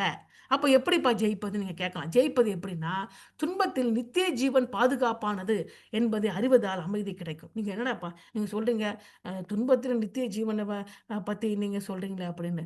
நித்திய ஜீவன் மிக மிக முக்கியமானது. இந்த உலகத்துல நீங்க எத வேணா இழக்கலாம். காசு இழக்கலாம், பணத்தை இழக்கலாம், சுகத்தை இழக்கலாம், எது வேணா இழக்கலாம். ஆனா ஆண்டவர் நீங்க விசுவாசித்தனால உங்களுக்கு கொடுக்கப்பட்ட நித்திய ஜீவன் நீங்க இழக்கவே மாட்டீங்க. அந்த விசுவாசம் உங்களுக்கு இருந்துச்சுன்னா நிஜமாக இந்த துன்பத்தின் நடுவிலே எந்த பிரச்சனையும் மேற்கொள்ள முடியும். அப்படிதான் அந்த சிமிர்னால சில பேர் மேற்கொண்டு ஜெயிச்சுட்டாங்களாம். அப்படி மேற்கொண்டவங்களுக்கு ஒரு வாக்குறுதி குடுக்குறாங்க. வாக்குத்தத்தம். என்ன வாக்குத்தத்தம்? வெளிப்படுத்த 2:11 வசனத்துல, ஜெயம் கொள்ளுகிறவன் 2ஆம் மரத்தினால் சேதப்படுத்துவதில்லை. திருப்பி நீங்க சொல்றீங்க என்ன? பிரச்சனையில நான் போயிட்டு இருக்கேன். 2ஆம் மரணத்துக்கு போயின 2ஆம் மரணம் என்னன்னு தெரியலையே சகோதரி அப்படின்னு கேட்கிறான். 2ஆம் மரணம் என்றால் எல்லாருக்குமே முதல் மரணம் வரும். உலகத்துல பிறந்த எல்லாருமே செத்து தான் போகணும். அதுக்கு பேர் முதலாம் மரணம். சரீரம் மரிந்து போகிறது. 2ஆம் மரணம் அப்படி என்றால் உலகம் அழிவுக்கு முன்பாக தேவன் புதிய வானம் புதிய பூமி ஸ்தாபிப்பதற்கு முன்பாக வெள்ளை சிங்காசனத்தில் அமர்ந்து உலக தொடக்கம் முதல் உலகத்தின் முடிவு வரை பிறந்த எல்லாரும் உயிர்த்தெழுப்படுவார்கள். கிறிஸ்துவையும் பழைய ஏற்பாட்டில் வேதத்தையும் நம்பினவர்கள் முதலாம் மரணம் அதை அடைந்திருந்தால் கூட அவர்கள் உயிர்த்தெழுகப்பட்டு அவர்கள் நித்திய ஜீவனை பெற்றுக்கொள்வார்கள். இரண்டாம் மரணம் என்றால் பாவத்தில் விழுந்த மக்கள் நித்தியமாக தேவனிடமிருந்து பிரிக்கப்படுவார்கள். அவர் அக்னி கடலில் தள்ளப்படுவார்கள். அவர்களுக்கு விடிவே கிடையாது. நித்தியமா அவங்க வாதையில் இருக்க வேண்டும். அப்படிப்பட்ட இரண்டாம் மரணம் உங்களுக்கு வராது. நீ இந்த உலகத்தில் எவ்வளவு துன்புறுத்தலை உங்களுக்கு வந்தா கூட, உடல் ரீதியாக, பண ரீதியாக, மக்கள் ரீதியாக, சபையின் மூலமாக, எல்லார் மூலமாக நீங்க துன்பப்பட்டா கூட நித்தியத்தில் நீங்க துன்பப்பட போவதில்லை. நீங்கள் இரண்டாம் மரணத்தை சந்திக்க போவதில்லை. அப்படி என்கிற ஒரு எண்ணம். அப்போ நான் நாள் ஒன்றுக்கு எப்படி இந்த இரண்டாம் மரணத்தை ஜெயிக்கிறதுனா, நாள் ஒன்றுக்கு மரண பயம் இல்லாமல் நீங்கள் வாழணும். ஐயோ, நான் செத்து போயிட்டா என்ன பண்ணுறது? எப்படி இருந்தால் இருக்கேனே, நான் இப்போ செத்து போயிட்டா பிள்ளைங்க என்ன பண்ணுவாங்க, அவங்க என்ன பண்ணுவாங்க, இவங்க என்ன பண்ணுவாங்க, செத்து போயிடுவேனே, இது வந்துருச்சு, நான் செத்து போயிடுவேன். அந்த பயம் இல்லாமல் டெய்லி வாழுங்க. ஏன்னா உங்களுக்கு முதல் மரணம் தான் வரும், ரெண்டாம் மரணம் உங்களுக்கு தாக்காது. அப்படி என்கிற ஒரு எண்ணத்தை, மரணத்தை ஜெயிச்சிங்கனாலே நீங்கள் துன்புறுத்தலை மேற்கொண்டுட்டீங்க. எவ்வளவுதான் துன்பம் வரட்டும், மரணமே வரட்டுமே, மரணம் வந்தால் கூட நான் பயப்பட மாட்டேன். கிறிஸ்துவுக்காக நான் மரிக்க தயார். ஏன் நாங்கள் இரண்டாம் மரணத்துக்குள்ளாக நான் போக மாட்டேன் அப்படிங்கிற ஒரு எண்ணம். அடுத்தது சபை பெர்கமு சபை. பெர்கமு சபை வெளிப்படுத்த 2:12-17. அந்த பேர் அர்த்தம் என்ன? பெர்கமு அப்படி என்றால் திருமணம், ஐக்கியம் அப்படின்னு அர்த்தம். பெர்கமுன்னு என்ன அர்த்தம்? திருமணம், ஐக்கியம் என்று அர்த்தம். அப்போ இந்த சபையில் என்ன பிரச்சனை அப்படின்னு சொல்லி பார்க்கும்போது, இதோட ஆவிக்குரிய அர்த்தம் என்னன்னா, சாத்தானின் சிங்காசனம் இடத்தில் வசிக்கும் ஒரு சமரச சபை. சாத்தான் சிங்காசனம் இருக்கு அந்த இடத்துல, அந்த இடத்துல அந்த சபை இருக்கு. ஆனா அந்த சபை அந்த சாத்தானுடைய வல்லமைக்கு எதிராக சண்டையிட்டு நான் உங்ககிட்ட வரமாட்டேன்னு சொல்லாம அந்த சாத்தான் வல்லமையோட சமரசம் பண்ணிடுச்சு. சமரசம் பண்ணி கை கோத்துக்கிட்டு நீ நானும் ஒண்ணுப்பா அப்படின்னு சபை நடத்திட்டு இருக்கிறாங்க. அப்போ என்ன அர்த்தம்? உலகத்தோடு அந்த சபை கல்யாணம் பண்ணிடுச்சு. அதான் திருமணம். திருமண பந்தத்தில் அந்த உலகத்தோடு அந்த சபை ஐக்கியமாயிடுச்சு. ஒரு கணவன் மனைவி இணைந்து வாழ்வது எப்படியோ அப்படியாக இந்த பெர்கமு சபை உலகத்தோடு ஒட்டு உறவாடி கலந்துடுச்சு. திருமண உறவு மாதிரி கலந்து போச்சு. இப்போ இந்த சபையில சிலர் மட்டும் ஜெயிக்க போறாங்க. எல்லாரும் ஜெயிக்க மாட்டாங்க, சிலர் மட்டும் ஜெயிப்பாங்க. அப்போ இந்த இடத்துல என்ன நடக்குது? உலகத்தோட கலந்து போயிட்டாங்கன்னா என்ன அர்த்தம்? பிசாசோட கலந்து போயிட்டாங்கன்னா பிசாசு என்ன கொடுப்பான்? பிசாசு பொய்யான உபதேசத்தை கொடுப்பான். அந்த உபதேசத்தையும் உலக சமரசத்தையும் குறித்து எச்சரிக்கையாக இருக்க வேண்டும். ஓகே, இப்படி இல்லாம உலகத்தோடு உலக காரியத்தெல்லாம் உள்ள கொண்டு வருது. உலகம் சொல்றது, உலகம் இப்படி சொன்னாங்களா, ஆமா இதை நான் ஏத்துக்கிறேன். இப்ப நீங்க பார்க்கும்போது அநேக நீங்க புதுசு வருது. பார்க்கும்போது அந்த ஊழியக்காரங்க சினிமா பாட்டு பாடுறாங்க. ஏன்பா சினிமா பாட்டு பாருங்கன்னா, சினிமா பாட்டுல தீர்க்க தரிசனம் வரும். திடீர்னு ஒரு சினிமா பாட்டு கொடுப்பாரு. அந்த சினிமா பாட்டு பார்த்தா அதுல ஒரு தீர்க்க தரிசனம் இருக்குங்கிறான். உண்மைதான், நான் போய் சொல்லல. சினிமா பாட்டுல தீர்க்க தரிசனம், சினிமா பாட்டு பாடுங்க அப்படிங்கிறாங்க. என்ன நம்ம உபதேசம் ஒண்ணுமே முடியல. இதெல்லாம் எங்கேருந்து வருதுன்னு தெரியல.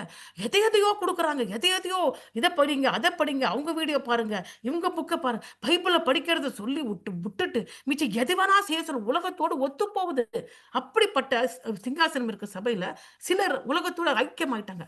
அங்க நம்ம ஆண்டவரை சில பேர் ஜெயிச்சு வராங்க. அங்க இந்த மாதிரி சபையில சில பேர் ஜெயிச்சு வராங்களாம். எப்படி ஜெயிச்சு வராங்க? அவங்க என்ன பண்ணாங்க? எப்படி போய் மேற்கொண்டாங்கன்னு சொல்லி பார்க்கும்போது, எப்போவெல்லாம் தவறான போதனை வருதோ, நீங்கள் இயேசு கிறிஸ்துவுடைய சத்தியம் டாக்டரின் என்னன்னு தெரிஞ்சுக்கணும். டாக்டரின் யாருமே சொல்லி கொடுக்கறதே கிடையாது. இயேசுவை ஏத்துக்கிட்டாங்களா, அவ்வளவுதான் ஞானஸ்தானம் எடுத்துக்கிட்டேப்பா, அவ்வளவுதான் கிளம்பி போப்பா சொல்றது. அந்த திருத்துவம் என்ன, ஞானஸ்தானம்னா என்ன, ஆவியின் அபிஷேகம் என்றால் என்ன, ஆவியின் கனி என்றால் என்ன, ஆவியின் வரங்கள் என்றால் என்ன, இயேசு கிறிஸ்து உடைய உபதேசம் என்ன, மேல் வீட்டார் உபதேசம், அதாவது நித்திய ஜீவன் என்றால் என்ன, பரலோக ராஜ்யம்னா என்ன, அதாவது மலை பிரசங்கம்னா என்ன, அது எப்படி கீழ்ப்படும், எதுவுமே சொல்லிக் கொடுக்கறதே கிடையாது. உடனடியாக பழைய ஏற்பாட்டுக்கு போயிடுவாங்க. பழைய ஏற்பாட்டுக்கு போய் பழைய ஏற்பாட்டு கதையே சொல்லி கொடுத்து, தாவீது வந்தான், பெச்சபேலோட விபச்சாரம் பண்ணிட்டான், இதையே சொல்லி இல்லைன்னா இங்கே செங்கடல் பொழந்துச்சு, அப்படியாக நடந்து வந்தாங்க, இதையே சொல்லி எங்க போனாலும் இதே பிரசங்கம். யாருமே இயேசு கிறிஸ்து என்ன பிரசங்கிச்சார், இயேசு கிறிஸ்துவோடைய பிரசங்கம் என்ன அப்படி என்று சொல்லி, இப்போ இயேசு கிறிஸ்துக்கு பண்ண ஒரு அற்புதம் செய்தார், உவமையை சொன்னார். ஏன் அற்புதம் செய்தார், ஏன் உவமையை சொன்னார், அந்த இதில் நம்ம என்ன கற்றுக்கொள்ள வேண்டும்? அந்த போதனையே இப்ப கிடையாது. இயேசு கிறிஸ்து என்ன சொன்னாலும் யாருக்குமே தெரியாது. கிறிஸ்டியன்ஸ் சொல்லுவாங்க இயேசு கிறிஸ்துவை பத்தி ஒண்ணுமே தெரியாது, இயேசு கிறிஸ்து உபதேசம் ஒண்ணுமே தெரியாது, ஆனா பைபிள் படிச்சேன் அப்படின்னு சொல்லுவாங்க.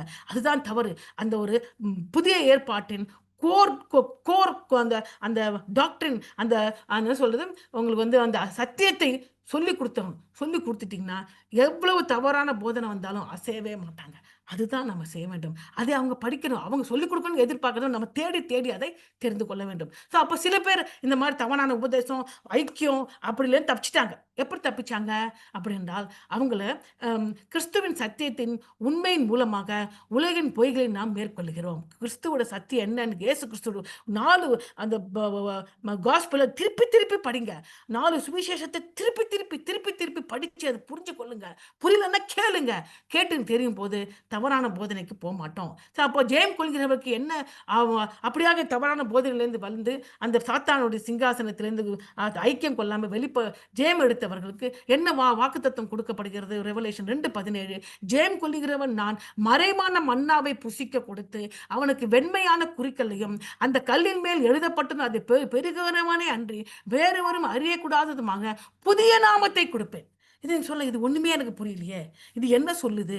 மறைவான மண்ணான்னா என்ன? வெள்ள கல்லுன்னா என்ன? இதெல்லாம் எனக்கு ஒண்ணுமே புரியலையே. வெள்ள கல்லு வச்சு நான் என்ன பண்றது?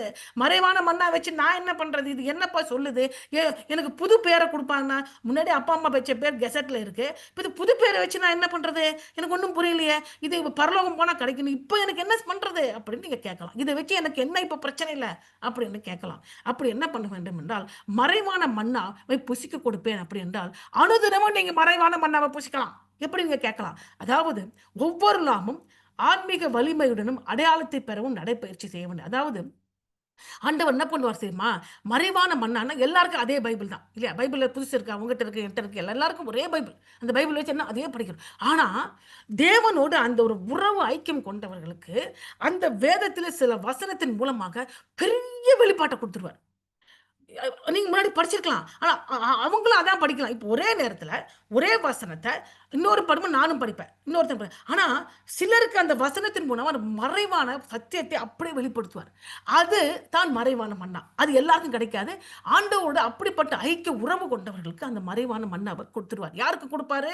சத்தியத்தை அறிந்தவங்களுக்கு, கோட்பாட்டை அறிந்தவங்களுக்கு. சாத்தானுடைய சிங்காசனம் இருந்தா கூட சாத்தானுடைய சிங்காசனம் வந்தா நான் இணைய மாட்டேன். நீ சாத்தானுடைய தவறான போதனை கொண்டா நான் அது கிட்ட போமாட்டேன். நான் அந்த போதனையை ஏற்கல மாட்டேன். நாங்க உட்கார மாட்டேன். அந்த போதனையை கேட்க மாட்டேன். எனக்கு அதுக்கு சம்பந்தம் இல்லை. அது தவறானது என்று தைரியமாக நிற்கிறாங்களோ அவர்களுக்கிட்ட தான் இந்த மறைவான மன்னா கொடுப்பார். சும்மா அங்கேயும் போயிட்டு அந்த உபதேசத்தையும் கேட்கறேன். அவங்களுக்கு சொல்லட்டும் நல்ல பேர், அவங்ககிட்ட நல்ல பேர் வாங்கணுமே என்ன பண்றது? அங்க உட்கார்ந்துட்டு அவங்க தலையை ஆட்டிக்கிறது. ஆனா தப்புதான். வெளில வந்து தப்பு தப்பா சொன்னான். நான் சொல்றேன் உட்காராத. போகாதே, தடுத்து நிறுத்து. யாருன்னா போட்டும். அவங்க என்ன நமக்கா என்ன செய்ய போறாங்க? ஆண்டவர் தான் நமக்கு செய்ய போறாரு. அது தவறு என்று தெரிந்த பிறகு கிட்ட கூட போகக்கூடாது. ஏன்னா நம்ம தவறுல உட்கார நமக்கு அறியாம நம்ம மண்டைக்குள்ள அது போயிடும். நாமளும் அதுக்குள்ள போயிடுவோம். அப்படித்தான் சாத்தான் இழுக்கிறான். அதுதான் திருமண பந்தம் மாதிரி ஒட்டிக்குது. புருஷன் பொண்டாட்டி ஒட்டிக்கிட்ட மாதிரி அந்த உபதேசம் வந்து டபக்குன்னு ஒட்டிக்கும். அப்போ நம்ம என்ன செய்ய வேண்டும்? மறைவான மன்னாவை ஆண்டவர்ட்ட வாங்கிக்கணும். அடுத்தது வெண்மையான குறிக்கல். குறிக்கல்னா என்ன அர்த்தம்? வெள்ளக்கல்லு, கருப்பு கல்லு, வெள்ளக்கல்லு, பல கல்லுகள் அங்க இருக்கும். அப்போ இந்த வெள்ளக்கல்லு யாருக்கெல்லாம் குடுப்பாங்க அப்படின்னா, ஒரு கோர்ட்ல ம் ஒரு ஒரு பிரச்சனைக்கு கோர்ட்டுக்கு போறாங்க. அப்போ ஜட்ஜு ஒரு ஒரு ஒரு தீர்ப்பு குடுக்குறாரு. 2 பேர் தான் சண்டை போடுறாங்க. இவன் தப்பா, அவன் தப்பா, யாருக்கு தண்டனை குடுக்கணும் அப்படின்னு தீர்ப்பு குடுக்கணும் ஜட்ஜு. அப்போ யார் நிரபராதியோ அவருக்கு வெள்ள கல்ல குடுப்பார். யாரு? ஜட்ஜு. அப்பயே தெரிஞ்சிரும். அவன் தான் நிரபராதி, இவன் தான் குற்றவாளின்னு. புரியுதுங்களா? இப்ப நமக்கு கிடையாது வெள்ளக்கல்லு. இப்ப அவங்க வெர்டிக்ட் குடுக்குறாங்க இல்லையா? இதான் கரெக்ட்ன்னு. ஆனா அப்ப குடுக்குறது வெள்ளக்கல்லு குடுத்துருவாரு. அப்ப இவன் குற்றவாளி இல்ல, அவன் தான் குற்றவாளி. வெள்ளக்கல்லு 1. 2வது எதுக்கு யூஸ் பண்ணுவாங்க வெள்ளக்கல்லு அப்படின்னா, இப்ப திருமணத்துக்கு கூப்பிடுறாங்கன்னு வைங்களேன். திருமணத்துக்கு கூப்பிடும்போது இன்விடேஷன் வெடிக்கும்போது என்ன இன்விடேஷன்? வெள்ளக்கல்லு தான் இன்விடேஷன். அந்த வெள்ளக்கல்ல காமிச்சா திருமணத்துக்கு முடியும். இல்ல அப்ப வெள்ளக்கல்லு குடுக்கல நீ கிடையாதுப்பான்னு தொரத்தி விட்டுருவாங்க. ஏன்னா அந்த காலத்துல சாப்பாடு கொஞ்சம் தான் பண்ணுவாங்க திருமணத்துக்கு. நெறையலாம் பண்ண மாட்டாங்க. இவ்வளோ பேர் வராங்க, இவ்வளோ பேருக்கு சாப்பாடுன்னு இருக்கும். எல்லாரும் வந்தா சாப்பாடு குடுக்க முடியாது. ஆனா வெள்ளக்கல்லு குடுப்பாங்க. யோசிச்சு பாருங்க. அப்ப வெள்ளக்கல்லு என்ன குடுக்குறதுன்னு சொல்லி பார்த்தோன்னா, நான் யார் என்கிற ஒரு தனித்துவத்தை ஆண்டவர் காமிச்சிருவார். ஏன்னா இது இது இந்த சகோதரி, இது ஒரு சகோதரன் தனித்துவமானவர்கள். இது தனித்துவம். இவங்க கூட யாரும் கம்பேர் பண்ணி பார்க்க முடியாது. They are different. They are for Christ. அவங்க ஊழியம் டிஃபரண்ட் ஆனது. அவங்க அப்படித்தான் அப்படிங்கிற ஒரு ஒரு நிலைமையை ஆண்டவர் நமக்கு குடுத்துருவார். அனுதினம் குடுப்பார். அனுதினமும் குடுப்பாரு. வெள்ளக்கல்லு. வெள்ளக்கல்லு குடுக்குறாரு, மறைவான மன்னாவ குடுக்குறாரு. இதெல்லாம் வச்சுட்டு என்ன பண்றீங்க? நீங்க ஆண்டவருக்கு வெள்ளக்கல்ல வச்சுக்கிட்டு, மறைவான மன்னாவ வச்சுட்டு நில்லுங்க. எவ்வளோ பிரச்சனை வந்தாலும் நிச்சயமாக ஆண்டவர் உங்க அதில வெளில கொண்டு வருவார். நிச்சயமாக செய்வார். செய்யாம இல்லைன்னா, இன்னைக்கு கிறிஸ்துவம் நின்னுருக்கவே முடியாது. ஒவ்வொரு நாளும் நம்ம இதுதான் கேட்க வேண்டும். என்ன வேணும்? மறைவான மன்னாவ எனக்கு கொடுங்க ஆண்டவர். இந்த வசனத்தின் மூலமாக மறைவா பேசுங்க. அந்த தவறான உபதேசத்தில நான் கலந்து கொள்ளவில்லை. அந்த சாத்தான் சிங்காசனம் எனக்கு சம்பந்தமே கிடையாது. நான் பிரித்துக் கொண்டேன். இந்த வசனத்தின் மூலம் என் பிரச்சனையில பேசுங்க. உண்மையாக பேசுவார். வெள்ளக்குருவி இதுதான் ஐடென்டிஃபிகேஷன் நம்ம குடுத்து விடுவார். நமக்கு புதிய நாமம் குடுப்பார். அந்த புதிய நாமம் என்ன தெரியுமா?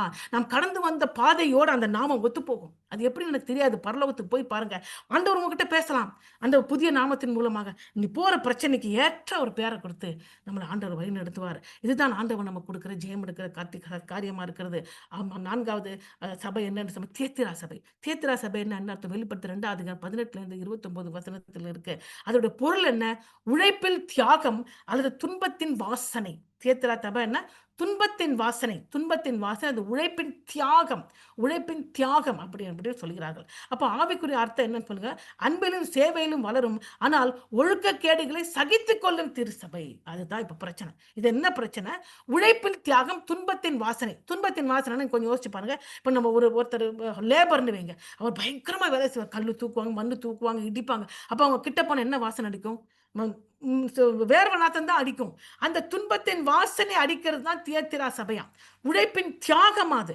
ஓகே அது தியேத்தர். ஓகே உழைப்புக்குறாங்க, துன்பத்தின் வாசனை அடிக்குது எல்லாம் சரி. ஆனா அங்க என்ன பிரச்சனை இருக்கு? என்ன ஒழுக்கக்கேடுகளை சகித்துக் கொள்றாங்க. ஒழுக்கக்கேடு நடந்துகிட்டே இருக்கு. அத கண்டுக்கவே இல்ல உட்டுர்றாங்க. அந்த சபையில அதுதான் பிரச்சனை. ஸோ அன்பு உண்மையுடன் இணைய வேண்டும். சகிப்புத்தன்மைக்காக பரிசுத்தத்தை தியாகம் செய்ய முடியாது. இப்ப சொன்னேன், "சகிச்சுக்கிட்டு போப்பா." என்ன பண்றது? சகிச்சுக்கிட்டு போ. சகிச்சு போறதுக்கு ஒரு அளவு இருக்கு. இம்மோராலிட்டி வரும்போது அத சகிக்கக்கூடாது. ஆணோடு ஆண் புணர்றது, பெண்ணோடு பெண் புணர்வது, கல்யாணத்துக்கு முன்பாகவே திருமண பந்தத்துக்கு கொண்டு வரதுக்கு முன்னாடி லிவிங் டுகெதர்ல வாழ்றது. இப்ப இதெல்லாம் ரொம்ப சகஜமாயிடுச்சு. எல்லாரும் பண்றாங்க. சபையிலயும் அது பண்ணும்பொழுது, எல்லாரும் பண்றாங்க நானும் ஒத்துக்கிறேன். இல்லை. இல்லை. கிடையாது. நீ எவ்வளோதான் ஊழியம் பண்ணி, நீ எவ்வளோதான் துன்பத்த அனுபவிச்சாலும், எவ்வளோதான் நீ காண்பிச்சாலும், இப்படிப்பட்ட நீ அ உலக க அதாவது கேவலமான ஒரு வாழ்க்கைய நீ சபையிலயோ, உன் வாழ்க்கையிலயோ, உன் குடும்பத்திலயோ நீயே செய்து சகித்துக் கொண்டால், இதுலேருந்து வெளில வர முடியாது. ஆனா சிலர் இந்த பிரச்சனையிலேருந்து சபையிலேருந்து வெளில வந்துட்டாங்க. அதாவது தார்மீக சீர்கேட்டை மேற்கொள்ளுங்க. சபையில தார்மீக சீர்கேடு காணப்படும்போது, அதை நீங்க மேற்கொண்டால் இல்லை என்றால், நீங்க தப்பிச்சா கூட உங்க புள்ள அதுல போய் விழுந்துரும். ஏன்னா அவங்க அத செய்து கொண்டிருக்கிறார்கள். அதை பத்தி கவலையே கிடையாது. அது அப்படியே நடந்துகிட்டு இருக்கு. எனக்கு தெரியாது நீ பார்த்து ஒத்துக்கிற. ஆனா அதை பார்க்கிற புது சமுதாயம் அந்த தவறு செய்ய ஆரம்பிக்கும். அப்ப வந்த பிரச்சனை உங்க மண்டையில தான் அந்த விழுகிறது. அதனால தார்மீக சீர்கேட்டை மேற்கொள்ளுகிறவர்களுக்கு தான் தியேத்திரா சபையில ஜெயம் எடுத்தவர்கள். எப்படி செய்றது? தார்மீக சீர்கேட்டை நான் எப்படி மேற்கொள்வது? அப்படின்னு பார்க்கும்போது, கிறிஸ்துவின் கிரியையை முடிவு பரிந்தும் கைக்கொண்டு பரிசுத்தத்தினால் ஜெயிங்க. பரிசுத்தம். பரிசுத்தத்தினால் ஜெயிக்கணும். கிறிஸ்து என்ன கிரியை செய்தாரோ, அதை நீங்க செய்ய ஆரம்பிக்கணும். அப்படி என்ன கிரியை செய்தார்ன்னு நீங்க காஸ்பல் எடுத்தா படிக்கணும். கிறிஸ்துவின் கிரியை என்ன என்று சொல்லி, அவர் மிஷனுக்காக எப்படி செயல்பட்டார்? எப்படி காரியங்களை செய்தார்? தன் பரிசுத்தமா எப்படி காப்பாத்திக் கொண்டார்? பாவம் மேற்கொள்ளாமல் எப்படி ஜெயம் எடுத்தார்? அப்படி என்பதை சொல்லி, கிறிஸ்துவின் கிரியை நீ கைக்கொள்ளும் பொழுதும், பரிசுத்தத்திலே ஜெயிக்க முடியும். அப்போ இப்படி ஜெயிச்சவங்களுக்கு தார்மீக சீர்கேடு இருந்தா கூட சபையில, நான் என்னையும், என் குடும்பத்தையும் மொராலிட்டிய நான் காப்பாற்றிக் கொள்கிறேன். என்று சொல்லி அதை ஜெயிக்கிறவர்களுக்கு ஆண்டவர் வாக்குறுதியை கொடுக்கிறார். என்ன வாக்குறுதி? வெளிப்படுத்த 2 அதிகாரம் 26 வசனம். ஜெயம் கொண்டு முடிவு பரியந்தம் என் கிரியையை கைக்கொள்கிற எவனோ அவனுக்கு நான் என் பிதாவின் அதிகாரம் பெற்றது போல ஜாதிகள் மேல் அதிகாரம் கொடுப்பேன். அப்ப அது எனக்கு வீட்டிலேயே அதிகாரம் இல்ல. சபையிலேயே அதிகாரம் இல்ல. அ எனக்கு வேலையிலேயே அதிகாரம் இல்ல. நான் கீழ் பாக்கத்துல இருக்கிறேன். ஆண்டவர் சொல்றாரு, அ ஜாதிகள் மேல் அதிகாரம் இது எப்படி எனக்கு கிடைக்கும்? நீங்க அன்றாடம் எப்படி எனக்கு செய்யும்? அப்ப நான் அனுபவிப்பதுன்னு கேட்கலாம்.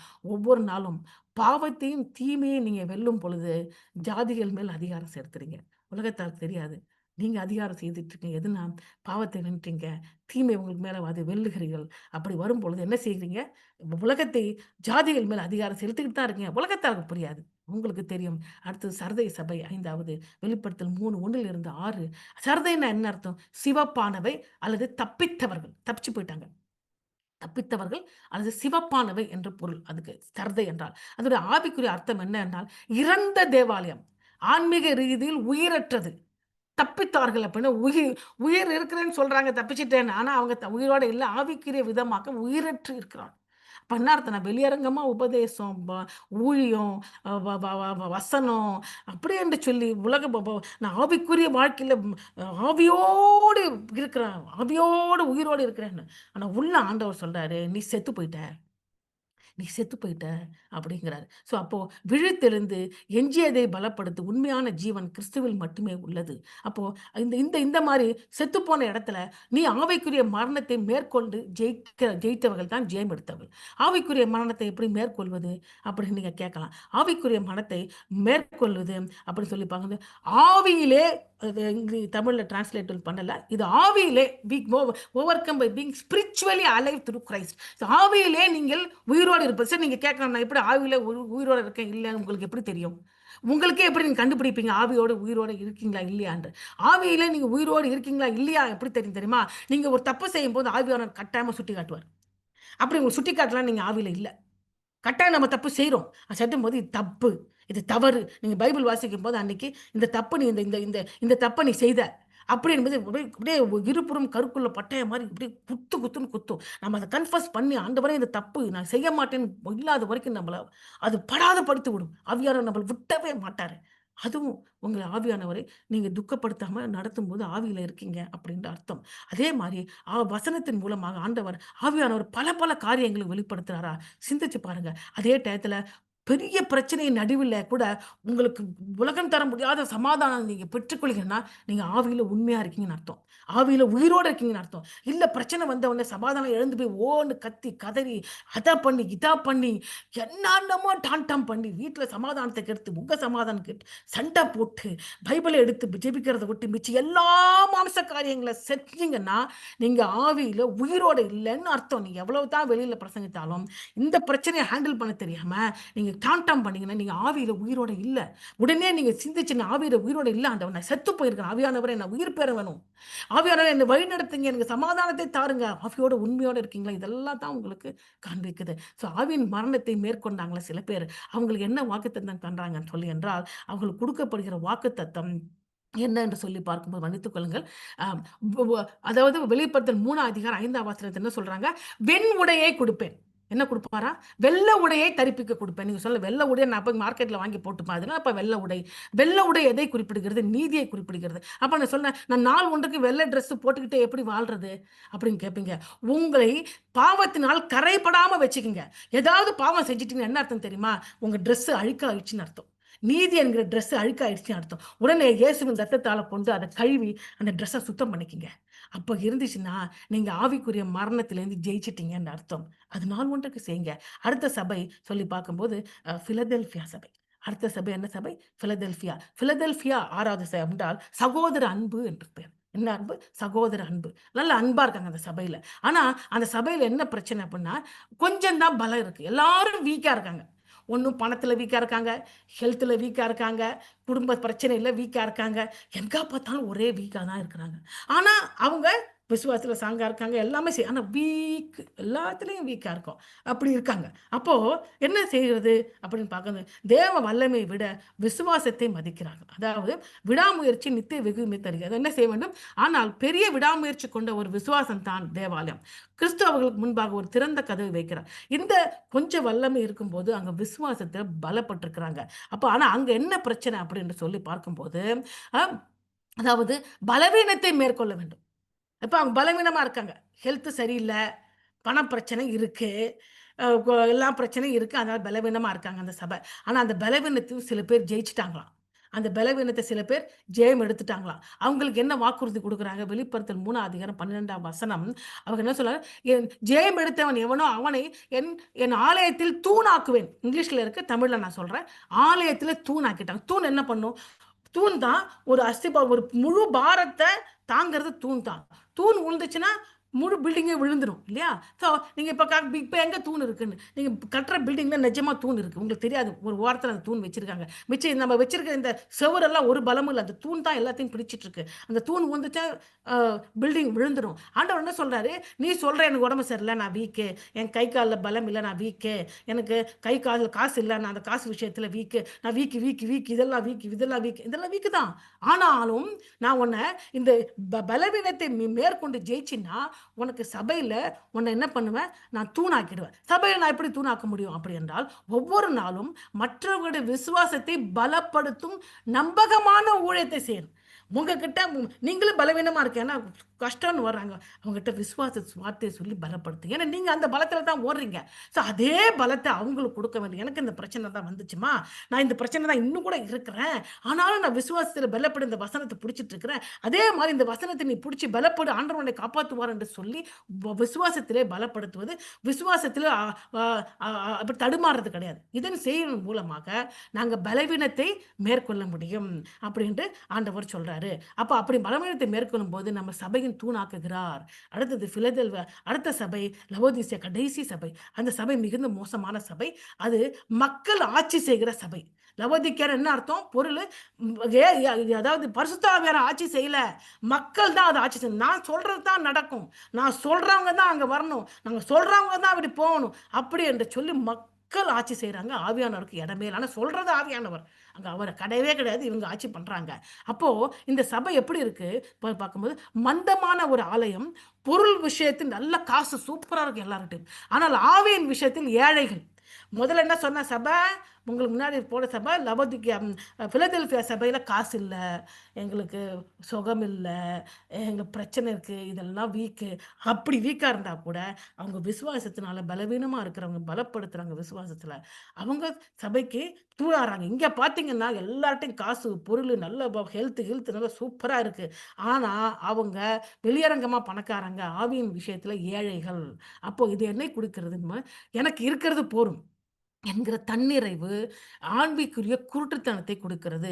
கிறிஸ்து மனம் திரும்புதலின் புதுப்பிக்கப்பட்ட ஐக்கியத்துக்கும் அழைக்கிறாரு.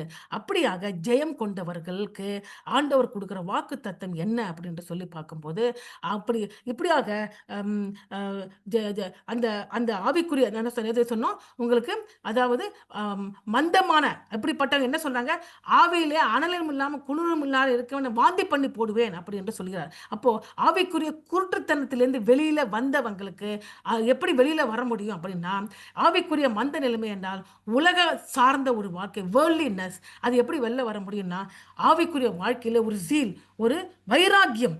நான் இப்படிதான் என் வைராக்கியத்தை நான் விட்டு கொடுக்க மாட்டேன். பாவம் செய்தால் உடனே அறிக்கை இடுறது, ஆண்டவரோடு ஒரு தனிப்பட்ட உறவு கொண்டிருப்பது, இது எல்லாம் நீங்க வச்சிருந்தீங்கன்னா ஆண்டவர் உங்களை எதுலேருந்து வெளில கொண்டு வந்துருவாரு, அதாவது ஆவிக்குரிய குருட்டுத்தனத்திலேருந்து வெளில கொண்டு வந்துருவாரு. அப்படிப்பட்டவர்கள் ஆண்டவர் கொடுக்குற ஆசீர்வாதம் என்ன அர்த்தம்னா, என்னோடு கூட என்னுடைய என்னுடைய சிங்காசனத்தில் நான் அமர செய்வேன். ஜெயம் எடுத்தவங்களுக்கு ஆவிக்குரிய மலட்டுத்தன்மையும் வெதுவெதுப்பு தன்மையும் ஜெயம் எடுத்தவங்களுக்கு என்னுடைய சிங்காசனத்தில் அமர செய்வேன்கிறார். சிங்காசனத்தில் அமர செய்வேன்.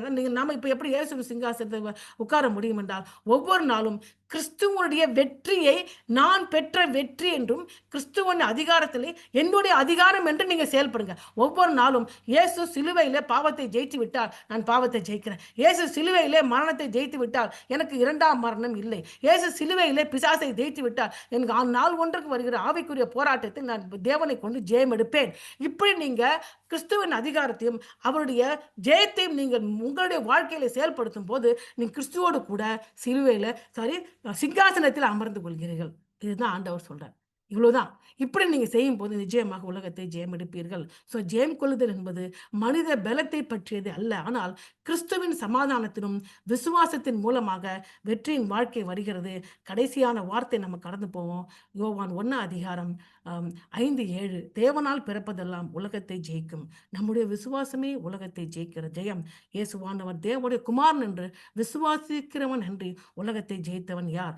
தேவனால் பிறப்பதனால் மறுபடியும் பிறக்கிற அனுபவம், மறுபடியும் பிறப்பதில் பெரிய விஷயம் இல்லை. நீங்க கர்த்தராகிய இயேசு கிறிஸ்துவை என்னோட பாவத்துக்காக அவர் சிலுவையில் மரித்தார், நான் என் பாவங்களை அறிக்கையிடுகிறேன், அவருடைய நீதியை நான் எடுத்துக்கொள்கிறேன். நீங்க இருதயத்தில் விசுவாசித்து வாய்நாளை அறிக்கையிடும் பொழுது நீங்கள் ரட்சிக்கப்படுவீங்க. உடனடியாக பரிசுத்த ஆவியானவர் உங்கள் இருதயத்தில் வந்து வாசம் செய்வார். இதுவே மறுபடியும் பிறக்கிற அனுபவம்.